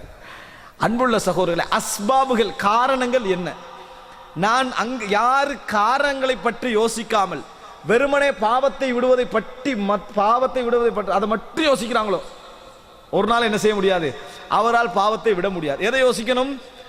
என்ன காரணமாக நான் இதில் போய் விழுகிறேன், என்ன காரணமாக இந்த பாவத்தை, அந்த காரணங்களை யோசிக்காமல் ஒரு நாள் போக முடியாது. முதலாவது பாருங்க, கெட்ட நண்பன் காரணமாக இருக்கலாம். நீ இருக்கக்கூடிய ரூம்மேட், நீ சில பொழுதுல கண்ட்ரோலா நல்ல முறையில் படுக்கிற லெவலில் தான் இருப்பாய், வந்தோடனே போய் தூங்கிடும் அவன் ஒன் பண்ணி வச்சிருப்பான். உதாரணமாக இப்ப நீ பாவம் செய்வதற்கும் காரணம் தான் இங்க மெயின், முக்கியமான காரணமாக இருந்தது யாரு? உனக்கு பக்கத்தில் உள்ளவர். நீ எதை யோசிக்கணும்? இப்ப நீ பாவத்தை எப்படி தவிர்ப்பது என்பதில் நீ யோசிக்க வேண்டிய பகுதி என்ன தெரியுமா? இவனை எப்படி தவிர்ப்பது, இதுதான் யோசிக்கணும். ஒன்றை புரிந்து கொள்ளுங்கள், பாவத்தை தவிர்ப்பதை விட பாவத்துடைய காரணிகளை தவிர்ப்பது லேசு. பாவத்தை தவிர்க்கிறதுக்கு உங்களுக்கு உள்ளம் பாரமா இருக்குமா? அதை விட மிக இலகுவானது பாவத்துடைய காரணிகளை தவிர்ப்பது. இப்ப அந்த அடிப்படையில் நீங்க எதை யோசிக்கணும்? இவரோட நான் இருக்கிறதுனா, நான் இன்றைக்கு படுக்கணும் வந்தேன், தூங்கணும்னு வந்தேன், என்ன நடந்தது எனக்கு? இவன் இருந்ததுனால இந்த சிந்தனை என்ன செஞ்சுட்டு எனக்கு போயிட்டு, அப்படி என்ற ஒரு மனசு உங்களுக்கு வருதா? நீங்க முதல்ல இதை எப்படி தவிர்ப்பது. ஆனா நாங்க அதை எப்போ மட்டும் தெரியுமா யோசிப்போம்? ரூம்ல இருந்து மாத சம்பளத்தில் வளமையா ஒரு 150 ரியால் களவு போகுதுன்னா மட்டும்தான் அதை யோசிப்போம். இவனோட இருக்கிறது தான் நம்மளுக்கு பிரச்சனை, 150 போகுதுன்னு மற்ற நேரத்தில் அதை யோசிக்கவே மாட்டோம். விளங்கிட்டா? இது நம்மளோட சிந்தனை. அவங்களா தந்திக்கிறாங்கன்னா எப்படி மாற்றுவது அப்படின்றாங்க. இனி இப்போ எப்படி மாற்ற ட்ரை பண்ண, இதை யோசிப்பது கிடையாது. அதே போல நம்ம இரவில் ஏதாவது ஆஃபீஸ் வேலை, அந்த வேலையை நம்ம விழிக்கிறோம், ஆஃபீஸுடைய வேலை, ஏதோ ஒரு வேலைக்காக நம்ம என்ன செய்யறோம், விழித்திருக்கிறோம். இந்த விழித்திருப்பதனால் நம்மளுக்கு என்ன செய்கிறது, இந்த விழிப்பு, இந்த நம்ம இரவுல விழிச்சிருக்கிறது தான் நம்மளை ஒரு இரவு நடுநிசையாக நேரம் செல்ல செல்ல பாவத்தின் பக்கம் கொண்டு செல்கிறதா? நம்ம அந்த வேலை எங்க மாத்திரணும்? இரவில் வேலை இல்லை. இரவில் வேலை இல்லாமல் இதை எப்படி பகலில் செய்து கொள்வது, எப்படி ஆபீஸ் நேரங்களில் என்ன செய்து கொள்வது, எப்படி வேறு ஓய்வு நேரங்களில் இதை செய்து கொள்வது. இதை நீங்க க்ளோஸ் பண்ணீங்கன்னு வைங்களே, அது உங்களுக்கு லேசாரி. நம்ம எப்படி ட்ரை பண்றது தெரியுமா? நம்ம முக்கியமான வேலை செய்யற நேரத்தில் இப்படி தவறுக்கு போகிறோமே, அது எப்படி தவிர்ப்பது? தவிர்க்க இயலாது. இதை தவிர்த்துருங்க. அஸ்பாப் வலா தக்ரபூஹா, நெருங்க வேண்டாம். விளங்கிட்டா? நீங்க இதை தவிர்த்தால் உங்களுக்கு இதை தவிர்க்கிறது லேசு. எது கஷ்டம் தெரியுமா? நீங்க பாவத்தை தவிர்த்தல் என்பது என்னதான் சைத்தான் பாரமாக காட்டுவான். காரணிகளை தவிர்ப்பதை சைத்தான் என்ன செய்ய மாட்டான், பாரமாக காட்ட மாட்டான். பெண்கள் வீட்டில் ஓய்வாக இருக்கிற நேரங்கள், அது இங்க சவுதி அரேபியா நிறைய ஓய்வுகள் கிடைக்கிறது வாய்ப்புண்டு. இந்த மாதிரி நேரங்கள் அவங்களுடைய சிந்தனை என்ன செய்யும், இயல்பிலேயே செய்த உண்மை இல்லாட்டி ஏதாவது ஓடும். நான் ஏற்கனவே உங்களுக்கு சொன்னது போல, எப்படி இந்த முகநூலில் ஃபேஸ்புக்கில் இந்த தொடர்ந்து இருந்து கொண்டிருப்பாமல் தடை அப்படியே விதிவிலக்காக வருவது அப்படின்னு யோசிச்சிருக்கிறாங்க. யோசிச்சு நீ இதுக்கு பின்னால் யூஸ் பண்ணுவதில்லை அப்படின்னு இங்கே வந்துடுறது. வந்துட்டு ஒரு வேலையும் இல்லை, வெளியே என்ன வேலை செய்கிறது, சரி ஃபேஸ்புக்கு தூக்கும் அப்படின்னு அங்கே திறக்கிறது. எப்படி அது? வெளியில் உனக்கு வேலை இருந்தா, வேலை இல்லாட்டி நீ எங்கே போவாய்? அங்கே தான் போவாய். அதனால் முதலாவது வெளியில் என்ன வேலை என்று தீர்மானி. வெளியில் என்ன செய்யணும், இது செய்யணும், இது செய்யணும், இது செய்யணும் சொல்லிட்டு இதை விடு, போக மாட்டேங்க. இங்க ரீசனை நீங்க சரியாக உருவாக்கிட்டீங்கன்னா இது அதை விடுவதுன்னு மட்டும் முடிவெடுக்கிறது. இங்க என்ன செய்யறதுன்னு முடிவெடுக்கிறது இல்லை. இது இப்படி இருக்கிறதை விட அங்க போய் நல்ல தவா செய்யறது என்னது நல்லதா இல்லையா? அதனால் அன்பு எதை யோசிக்கின்ற பொழுதும் அதன் காரணிகளை யோசிக்கிறது தான் குர்ஆன் என்ன செய்கிறது, நிறைய உபயோகிப்பதை நீங்கள் பார்க்கலாம். எதுவாக இருந்தாலும் சரி. அப்ப இந்த மாதிரி ஒரு அம்சம் வீட்டில் நம்ம அதை இந்த மாதிரி ஓய்வு நேரம் கிடைக்கக்கூடிய பெண்கள் என்ன செய்யணும், நான் வந்து ஏன் எதன் காரணமாக நான் இதுக்கு போறேன், இன்டர்நெட் இருப்பதுதான் காரணம், லேப்டாப் இருப்பதுதான் காரணம், அதெல்லாம் காரணம் இல்லை. நான் இந்த வேலையில் ஈடுபட்டு எனக்கு வேற வேலை இல்லை என்பதுதான் எனக்கான முதலாவது காரணம். எனக்கு உருப்படியான வேலைகள் என்ன, நான் இன்ட்ரெஸ்டாக செய்ய முடிந்த வேலைகள் என்ன, நான் இயல்பாக செய்ய முடிந்த வேலைகள் என்ன, இந்த வேலைகளை பட்டியல் போட்டீங்கன்னு சொன்னா தானாக குறைவதை என்ன செய்யலாம், நாங்கள் காணலாம். எந்த பாவமாக இருந்தாலும் சரி, இதுல நீங்க ஒரு 50% முயற்சி எடுத்தா மட்டும் போதும், இறைவனது ரஹ்மத் என்ன செய்யும், மத்த 50க்கு வரும். அதனால் அல்லாஹ் சொல்ற அல்லதீன ஜாஹது ஃபீனா, யார் எங்களது பாதையிலே முயற்சி எடுக்கிறார்களோ லனஹ்தியன்னஹும் சுபலனா, அவர்களுக்கு எமது பாதைகளை நாம் என்ன செய்வோம், இலகுவாக்குவோம். எமது வழியிலே யார் முயற்சி எடுக்கிறார்களோ அவர்களுக்கு இலகுவாக்குவோம் என ரசூலுல்லாஹி அதாவது அல்லாஹ் ரப்பல் ஆலமீன் சொல்லி காட்டுகிறார். எனவே அன்புள்ள சகோதரர்களே, அஸ்பாபுகள் ஒவ்வொருவரும், உங்களுடைய சிறுவர்களை பாருங்கள், சின்ன பிள்ளைகளை பாருங்கள், அவர்கள் செய்யக்கூடிய மார்க்கத்துக்கு முரணான தவறான வேலைகளுக்கு என்ன காரணம் பாருங்க. இஸ்லாம் என்ன செய்கிறது, அவர்களை தூங்க வைக்கின்ற பொழுது இது வந்து நான் சொல்ற மாதிரியான அந்த நெருக்கத்துக்குள்ள வராது விட்டாலும் கூட மார்க்க ரீதியாக தடை செய்யப்பட்ட ஒரு விஷயத்தை நான் உதாரணமாக சொல்கிறேன். நெருக்கம் என்பது இதை குறிக்காது என்றாலும் ஒரு உதாரணமாக நான் சொல்கிறேன். என்ன ரசூலுல்லாஹ் என்ன சொன்னாங்க, சிறுவர்களுக்கு மத்தியில் தவறான சிந்தனை போக்கிடுதல் வளரக்கூடாதுன்னா அவர்களை ஒன்றாக தூங்க வைக்க வேண்டாம். ரசூல் ஸல்லல்லாஹு அலைஹி வஸல்லம் என்ன சொன்னாங்க, அவர்களை ஒன்றாக தூங்க வைக்க வேண்டாம் என்று சொன்னாங்க. இது ஒன்றாக தூங்க வைக்க வேண்டாம்னு அர்த்தம் என்ன, ஒவ்வொருத்தருக்கும் ஒவ்வொரு ரூம் கொடுங்கன்னு சொல்லல ரசூலுல்லாஹ், அப்படி வழங்கிடக்கூடாது. ஒவ்வொருவருக்கும் ஒவ்வொரு ரூம் கொடுங்க அவ்வளவுதான், வழங்கிட்டா அப்படி ரசூல் ஸல்லல்லாஹு அலைஹி வஸல்லம் அவர்கள் சொல்லவில்லை. ரசூல் ஸல்லல்லாஹு அலைஹி வஸல்லம் சொன்னதெல்லாம் என்ன தெரியுமா, ஒரு இடத்துல நம்ம தங்க வைக்கிறோமா, ஒரே படுக்கையில் படுக்க வைக்க வேணாம், ஒரே போர்வையில் தூங்க வைக்க வேண்டாம், வேறு வேறு வைங்க. அப்படின்னு சிறுவர்கள்ட்ட இயல்பா அந்த சிந்தனை வராது. என்ன புரிஞ்சுக்கொள்ளணும், இயல்பாக அந்த சிந்தனை வராது. ஆனா தூண்டுதலுக்கான காரணம் என்ன செய்யக்கூடாது, அது இருக்கக்கூடாது என்பதனால ரசூலுல்லாஹ் என்ன செய்றாங்கடா, ஒரு போர்வை வேண்டாம், அவங்களுக்கு அந்த சிந்தனை விதி அது வரக்கூடாது, தோன்றக்கூடாது. அதே போன்று ஒரு படுக்கை வேண்டாம், பிரிச்சிடுங்க. இப்படித்தான் ரசூலுல்லாஹி ஸல்லல்லாஹு அலைஹி வஸல்லம் சொல்றாங்க. அன்புள்ள சகோதரர்களை, யோசித்து பாருங்கள், பாவங்கள் நம்ம பாவத்தை விடுவது சம்பந்தமாக யோசிக்கக்கூடிய ஒவ்வொருவரும் மனதுக்கு எடுக்க வேண்டிய அடிப்படையான விஷயம் என்ன தெரியுமா, பாவத்துக்கான வழிகள் என்ன, நான் எதன் காரணமாக இந்த பாவத்தை செய்கிறேன், இந்த வழி எப்படி தடை செய்வது, இந்த வழி எப்படி தடை செய்வது, இப்படி நினைக்க வேண்டும். இது ஒரு 5வது அம்சம். 6வது, அன்புள்ள சகோதரர்களே, எப்பொழுதும் ஒன்றை புரிந்து கொள்ள வேண்டும், பாவம் சம்பந்தமான தொடர் ஈடுபாடு ஒருவருக்கு இருந்து அவர் அதில் மூழ்கிவிட்டால் அவருடைய மனசு அவருக்கு ஒன்று சொல்லிக்கொண்டே இருக்கும், நான் நிர்பந்த சூழலில் இருக்கிறேன், நிர்பந்திக்கப்பட்டிருக்கிறேன், எனது நிலைமை அப்படி, இப்படி சொல்லிக்கொண்டே இருக்கும். அதனால அல்லாஹ் ரப்பல் ஆலமீன் குர்ஆன்ல ஒரு வசனம் சொல்றான், அம்மை யுஜீபுல் முத்தர்ர இதா தஆஹு வ யக்ஷிஃபு ஸூ, நிர்பந்திக்கப்பட்டவனுடைய பிரார்த்தனையை அங்கீகரிக்கிறானே அந்த இறைவன் என்று சொல்லி அல்லாஹ் தஆலா என்ன செய்றான், சொல்லி காட்டுகிறான். எனவே நாங்க நினைக்க கூட நிர்பந்திக்கப்பட்டது கஷ்டத்தை மட்டும் குறிக்காது. ஒரு மனிதனுடைய உள்ளம் ஷைத்தானோடு போராடி கொண்டே இருக்கிற என்றால் அவன் மிக முக்கியமாக முற்படுத்த வேண்டிய ஒரு மிக முக்கியமான ஒரு அம்சம் என்ன தெரியுமா, துஆ. அல்லாஹ்ட்ட யா அல்லாஹ் என்னை இந்த பாவத்தை விட்டு தூரமாக்கு, இந்த பாவத்தை விட்டு என்னை தூரமாக்கு, என்னை தூய்மையாக்கு, அப்படி என்ற துஆ கேட்க வேண்டும். இறைவனிடத்துல வந்து நிறைய இந்த துஆக்களை நாம் என்ன செய்ய கேட்கணும். பாவத்தை விட்டு தூரமாக்கு என்பது நீங்கள் துஆ கேட்பது மிக பிரதானமான அம்சம். முயற்சியோடு மாற்றத்தை நோக்கிய எதிர்வோடு நீங்கள் இந்த மாதிரி அதாவது இறைவனிடத்துல பிரார்த்தித்தல் என்பது மிக முக்கியமான ஒரு அம்சம். அதே போன்று சகோதரர்கள் நம்ம புரிந்து கொள்ள வேண்டிய விஷயம் நான் சுருக்கமாக சொல்லிக் கொண்டு போகிறேன். மிக முக்கியமான இன்னொரு அம்சங்கள் ஒன்றுதான் பாவங்களுக்கான வலா தக்ரபுஹா, நெருங்க வேண்டாம் என்ற பகுதியில் அடங்கக்கூடிய இன்னொரு மிக முக்கியமான ஒரு அம்சம் என்னன்னா, நான் அதில் ஆரம்பத்திலே சொல்லியிருக்க வேண்டும். என்ன அம்சம் சொன்னால், இந்த மாதிரி ஹலாலான வழிகள் நம்மளை ஹராமான ஒரு வழிக்கு கொண்டு போய் சேர்த்து விடுகிறதா நம்ம தவிர்த்து கொள்ளணும் ஒன்று. அதில் உள்ள ஒரு விஷயம்தான் நெருங்க வேண்டாம், சிந்தனை நெருங்காமல் இருப்பதற்கான ஒரு வழிகளில் ஒன்றுதான் முடிவுகளை யோசிப்பது. இந்த பாவத்துடைய முடிவு ரிசல்ட் என்ன? ரசூல் ஸல்லல்லாஹு அலைஹி வஸல்லம் ஹதீஸை வைத்து நிறைய அறிஞர்கள் சொல்லக்கூடிய ஒரு விளக்கம் பாருங்கள். சுப்ஹானல்லாஹ். ரசூல் ஸல்லல்லாஹு அலைஹி வஸல்லம் ஒரு இளைஞர் வருகிறார். வந்து அல்லாஹ்வின் தூதரே, நான் என்னது இதன் லி பிஸ்ஸினா, எனக்கு விபச்சாரத்துக்கு அனுமதி தாருங்கள் அப்படின்னு கேட்டான். சஹாபாக்கள் வந்து கோவப்பட்டுட்டாங்க. அவரை வந்து கண்டிக்கிற அளவுக்கு போறாங்க. ரசூலுல்லாஹ் என்ன சொன்னாங்க? விடுங்கட்டான். இங்க ரசூல் ஸல்லல்லாஹு அலைஹி வஸல்லம் அவர் ஜினாவை நெருங்காமல் இருக்க செய்த வேலை என்ன? சிந்தனை ரீதியான ஒரு விஷயத்தை செஞ்சாங்க. ரசூலுல்லாஹ் செஞ்சாங்க. ஒன்று ஹலாலான ரூட்டுக்கள் ஹராமுக்கு போய் அடைவதை தவிர்த்தல். இன்னொன்று என்னென்றா அவருக்கு ரசூல் ஸல்லல்லாஹு நெருங்காமல் இருப்பதற்கு சிந்தனை ரீதியான ஒரு வழிகாட்டல். என்ன? முடிவை பற்றிய வழிகாட்டல். முடிவை பற்றிய வழிகாட்டல். ரசூல் ஸல்லல்லாஹு அலைஹி வஸல்லம் சொல்றாங்க, அத்துஹிப்புஹு லி உம்மிக், உங்களது தாய்க்கு நீங்கள் இந்த விபச்சாரத்தை விரும்புகிறீர்களா அப்படின்னு கேட்கிறார். லா வலல் நாசு யுஹிப்புனஹும் லி உம்மஹாத்திஹிம், மக்களும் கூட இதை என்ன செய்ய மாட்டார்கள்.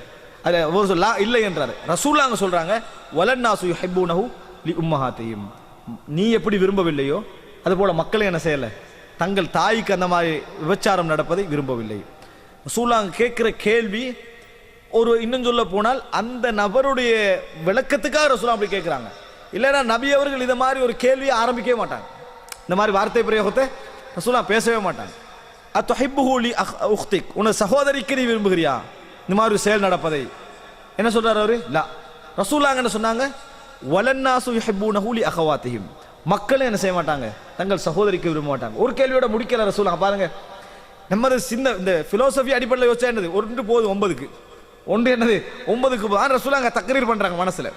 மூன்றாவது கேட்கிறாங்க, அத்துஹிப்பு லி அம்மத்திக், உங்களது பெரியம்மாவுக்கு விரும்புறீங்களா அப்படின்னு கேட்டாங்க. லா என்றார். வலன்னாசு யுஹிப்புனஹு லி அம்மாத்திஹிம், மக்கள் என்ன செய்ய மாட்டாங்க, அப்படி விரும்ப மாட்டாங்க. ரசூலுல்லாஹ் சொல்றாங்க, அத்துஹிப்புஹு லி ஹாலத்திக், உங்களது சாட்சிக்கு நீங்க விரும்புறீங்களா? இல்லை என்றாங்க. லா வலன்னாசு யுஹிப்புனஹு லி ஹாலாத்திஹிம், ரசூலுல்லாஹ் அப்படி சொல்லிக்கண்டே போறாங்க. சொல்லி முடிச்சாச்சு. சொன்ன பின்னால் அவர்கிட்ட எதுவுமே ரசூலுல்லாஹ் கேட்கல. கேட்காம இதயத்தில் கை வைத்தார்கள் ரசூலுல்லாஹ். அவருடைய இதயத்தில் கை வைத்து அல்லாஹும்ம தஹ்ஹிர் கல்பஹு வஹஸ்ஸின் ஃபர்ஜஹு வக்ஃபிர் தம்பஹு, ரசூல் ஸல்லல்லாஹு அலைஹி வஸல்லம் என்ன சொன்னாங்க? அல்லாஹும்ம தஹ்ஹிர் கல்பஹு, யா அல்லாஹ் இவரது இதயத்தை சுத்தப்படுத்துவாயாக, இவரது இதயத்தை சுத்தப்படுத்துவாயாக. வஹஸ்ஸின் ஃபர்ஜஹு, அவரது கற்பை பாதுகாப்பாயாக. வக்ஃபிர் தம்பஹு, அவரது பாவங்களை மன்னித்தருள்வாயாக என்று ரசூலுல்லாஹி ஸல்லல்லாஹு அலைஹி வஸல்லம் அவர்கள் துஆ கேட்டார்கள். இதுல இந்த ஹதீஸை வைத்து நிறைய அறிஞர்கள் சொன்ன ஒரு அருமையான ஒரு விளக்கம் என்ன தெரியுமா? யாரு இந்த விபச்சாரத்தை, இந்த மானக்கேடான விஷயத்தில் ஈடுபடுகிறாரோ அவர் இதனது அசரை தன் குடும்பத்தில் எங்கே ஒரு ரிசல்ட்ல காணுவார். இதை வச்சு என்ன சொல்றாங்கடா, யாரு இந்த மாதிரி விபச்சாரம் என்ற தவறில் ஈடுபடுகிறாரோ அல்லது அதுக்கு நெருங்குற தவறுகளில் ஈடுபடுகிறாரோ அதனுடைய விளைவை தனது குடும்பத்தில் ஒரு இடத்துல என்ன செய்வார், அவர் காணுவார். எப்படி நீ இந்த மாதிரி ஒரு தவறில் ஈடுபட்டாயோ, ஒன்றில் தனது மகனுடைய வழிகேட்டில் அதை காணலாம், ஒன்றில் அல்லாஹ் காப்பாற்றவேன்னு தனது தாயுடைய வழிகேட்டில் அதை என்ன செய்யலாம், காணலாம். அல்லது அது இவருடைய தண்டனை என்ற அர்த்தம் அல்ல, அல்லாஹ் தஆலா அவர்கள்ட்ட இந்த ஒரு இயல்பை வெளிப்படுத்தி விடலாம். அவர்கள்ட்ட ஏற்கனவே இருந்து அல்லாஹ் மறைச்சு வச்ச ஒரு இயல்பை என்ன செய்யலாம், வெளிப்படுத்தி நீ எப்படி தவறு செஞ்ச அதை உனக்கு கொண்டு வந்து சேர்க்கறதுக்கு, நீ அதை பட்டு வேதனைப்படுற அளவுக்கு, என் மகளுக்கு இப்படி நடந்துட்டு, என் சகோதரிக்கு இப்படி நடந்துட்டு, என் தாய்க்கு இப்படி நடந்து விட்டது, என் சொந்தங்களுக்கு இப்படி நடந்துட்டேன், நீ அந்த வேதனை உணர்ற அளவுக்கு அல்லாஹ் என்ன செய்வான், உனக்கு செய்வான் என்பதும் இந்த ஹதீஸ்ல என்ன செய்கிறது, அடங்கி இருக்கிறது என்று சொல்கிறார்கள். அப்படி என்றால் நம்ம ரசூலுல்லாஹ் இந்த இதில் சொல்லப்படுற இந்த செய்தி நம்ம மனதில் பதிஞ்சா நம்ம சிந்தனை ரீதியாகவே பின்னாகுமா இல்லையா? சிந்தனை ரீதியாகவே மனிதனுக்கு என்ன செய்யும், ஒரு நிலைமை ஏற்படும். எனவே அன்புள்ள சகோதரர்களே, வலா நெருங்க வேண்டாம் என்று சொல்லக்கூடிய எல்லா விஷயங்களும் இஸ்லாம் அஸ்பாபுகளை, காரணிகளை கவனிக்கிறது என்பதற்கான பெரிய ஆதாரம். கடைசியாகவும் இறுதியாகவும் ரசூல் ஸல்லல்லாஹு அலைஹி வஸல்லம் சொன்னார்கள், 3 பேர் நாளை மறுமை லா யன்துருல்லாஹு இலைஹிம், அல்லாஹ் அவர்களை பார்க்கவும் மாட்டான், வலா யுஸக்கீஹிம், அவர்களை தூய்மைப்படுத்தவும் மாட்டான், அதே நேரத்தில் அல்லாஹ் வலஹும் அதாபுன் அலீம், அவர்களுக்கு கடுமையான வேதனையும் உண்டு. அப்படி என்று ரசூல் ஸல்லல்லாஹு 3 பேரை சொல்கிறார்கள். சொல்ற நேரத்தில் சொன்னார்கள், முதலாவது ஷைஹுன் ஜானி, வயதடைந்தும் விபச்சாரத்தில் ஈடுபட்டவர், வயது போயிடுச்சு, ஆனா அதுக்கு பிறகு என்ன செய்றாரு, விபச்சாரத்தில் ஈடுபடுறார். 60 ஆகிட்டு 70 ஆகிட்டு 50 ஆகிட்டு இந்த மாதிரி என்னது ஆகிய பின்னாலும் விபச்சாரத்தில் ஈடுபடுகிறார். இது திருமணத்தை முடித்து வர விபச்சாரம் செய்தால் தண்டனை இருக்கிறது என்ற ஹதீஸ் ஒன்றைக்கு வேறவா, அது வேற, அவர்களுக்கு ஷேக் அல்லது. இது எதை குறிக்குது? வயது அடைஞ்ச பின்னால விபச்சாரம். இப்ப இஸ்லாம் இங்க எதை கவனிக்குது? அஸ்பாப், காரணிகளை. ஒரு இளைஞனை இப்போ திருமணம் முடிக்காமல் விபச்சாரம் செஞ்சவனுக்கு தண்டனை என்ன? 100 கசேரி. திருமணம் முடிச்சுட்டு செஞ்ச விபச்சாரத்தில் ஈடுபட்டவருக்கு கத்தல், கொலை. அதே நேரத்தில் விபச்சாரத்தை வயது போன காலத்தில் செய்யறவருக்கு என்ன? மிகப்பெரிய தண்டனை. உலக தண்டனை வேற. மறுமையில் இறைவன் என்ன செய்ய மாட்டான்? அவர்களை பார்க்கவும் மாட்டான், கருணை செலுத்தவும் மாட்டான், அவர்களுக்கு கடும் வேதனையும் கொடுப்பான். காரணம், நீ இப்பொழுது உலக வாழ்க்கையெல்லாம் இழந்து இறைவன் பக்கம் உணரக்கூடிய ஒரு வயதில் இருந்து கொண்டிருக்கிறாய். ரசூலுல்லாஹ் சொன்னாங்க, 70 வயதை யார் அடைந்து விடுகிறாரோ அவருக்கு அல்லாஹ் தஆலா எந்த ரீசனும் சொல்லுகின்ற அந்த அருகதையை இல்லாமாக்கி விடுவான். ரீசன் இறைவன் ஏற்றுக்கொள்வான். அல்லாஹ் ரப்புல் ஆலமீனை போன்று உதிர் விருப்பமான எவரும் கிடையாது. காரணம் சொல்வது விருப்பமான எதுவுமே அல்லாஹ் ரப்புல் ஆலமீனை போன்று யாரும் கிடையாது. நாங்கள் ரசூலுல்லாஹ் ஏன் யார்கிட்ட போய் நீங்க காரணம் சொல்றீங்களோ அவனுக்கு நீங்க கொஞ்சம் பணிவுன்னு அர்த்தம். அப்படியா இல்லையா? நான் இதன் காரணமாக தான் இப்படி வரலன்னா நீங்க அவனை என்ன செய்றீங்க? உயர்த்துறீங்கன்னு அர்த்தம். அல்லாஹ்வுக்கு காரணம் சொல்றது மிகவும் விருப்பம். ஆனா அல்லாஹ் தஆலா யாருக்கு விட மாட்டான்? இந்த 70 வயது அடைஞ்சு போட்டு காரணம் சொல்றானே அவருக்கு விட மாட்டான்னு சொன்ன செய்தியை நம்ம என்ன செய்கிறோம்? பார்க்கிறோம். அப்படி என்றால் அன்புள்ள சகோதரர்களே, நாம் எப்பொழுதுமே எமது குடும்ப ரீதியாகவும் எமது வாழ்க்கையிலும் எல்லா விஷயங்களிலும் இந்த மாதிரி விஷயங்களை நம்ம காணுகிற நேரத்தில் தவிர்ப்பதற்கான வழிகளை, இதை எப்படி தவிர்ப்பது என்பதில் காரணிகளை தான் என்ன செய்யணும்? நம்ம யோசிக்க வேண்டும். அந்த காரணிகளை தவிர்க்க பழகினோம் என்றால் பாவங்களை தவிர்க்கின்ற வழிகளை இறைவன் என்ன செய்வான்? எங்களுக்கு இலகுபடுத்துவான். இறுதியாக அன்புள்ள சகோதரர்களை, எப்பொழுதும் நம்மளுக்கு இஹ்லாஸ் இருக்க வேண்டும். அல்லாஹ் ரப்புல் ஆலமீன் சொல்லுகிறான், யூசுப் அலைஹிஸ்ஸலாத்தை அவரை சூழ வந்த தவறை விட்டு நாங்கள் காப்பாற்றுவதற்கு காரணமே என்ன தெரியுமா? என்ன காரணம்? அதாவது கதாலிக லியஸ்ரிஃப அன்ஹு ஸூஅ வல் ஃபஹ்ஷா வ இன்னஹு மின் இபாதினல் முக்லஸீன். அவரை விட்டும் மானக்கேடான விஷயங்களை விட்டும் திசை திருப்புவதற்காக நாம் என்ன செய்தோம்? இந்த மாதிரி அவரை காப்பாற்றினோம், சிறையிலே அடைத்தோம். அவர் எமது இஹ்லாஸ் உள்ள அடியார்களில் ஒருவராக இருந்தார். நம்மகிட்ட இஹ்லாஸ் இருந்து இந்த முயற்சிகளில் நாம் ஈடுபடுவோமாக இருந்தால், வலா தக்ரபுஹா, நெருங்க வேண்டாம் என்ற அந்த வசனத்துடைய பிராக்டிக்கல் பிரயோஜனத்தை கண்கூடாக என்ன செய்வோம்? நாங்கள் காணுவோம். அதனை உணர்ந்து எமது வாழ்க்கையில் பாவங்களை தவிர்த்து வாழக்கூடிய மக்களாக அல்லாஹ் ரப்புல் ஆலமீன் எம்மையும் எமது குடும்பங்களையும் ஆக்கியருள் புரிவானாக என்று கேட்டு முடித்துக் கொள்கிறேன். ஹாதா மா இந்தி வல் இல்மு இந்தல்லாஹ் வ அகூலு கௌலி ஹாதா வ அஸ்தக்ஃபிருல்லாஹ் லி வ லக்கும். வஸ்ஸலாமு அலைக்கும் வ ரஹ்மத்துல்லாஹி வ பரகாத்துஹு.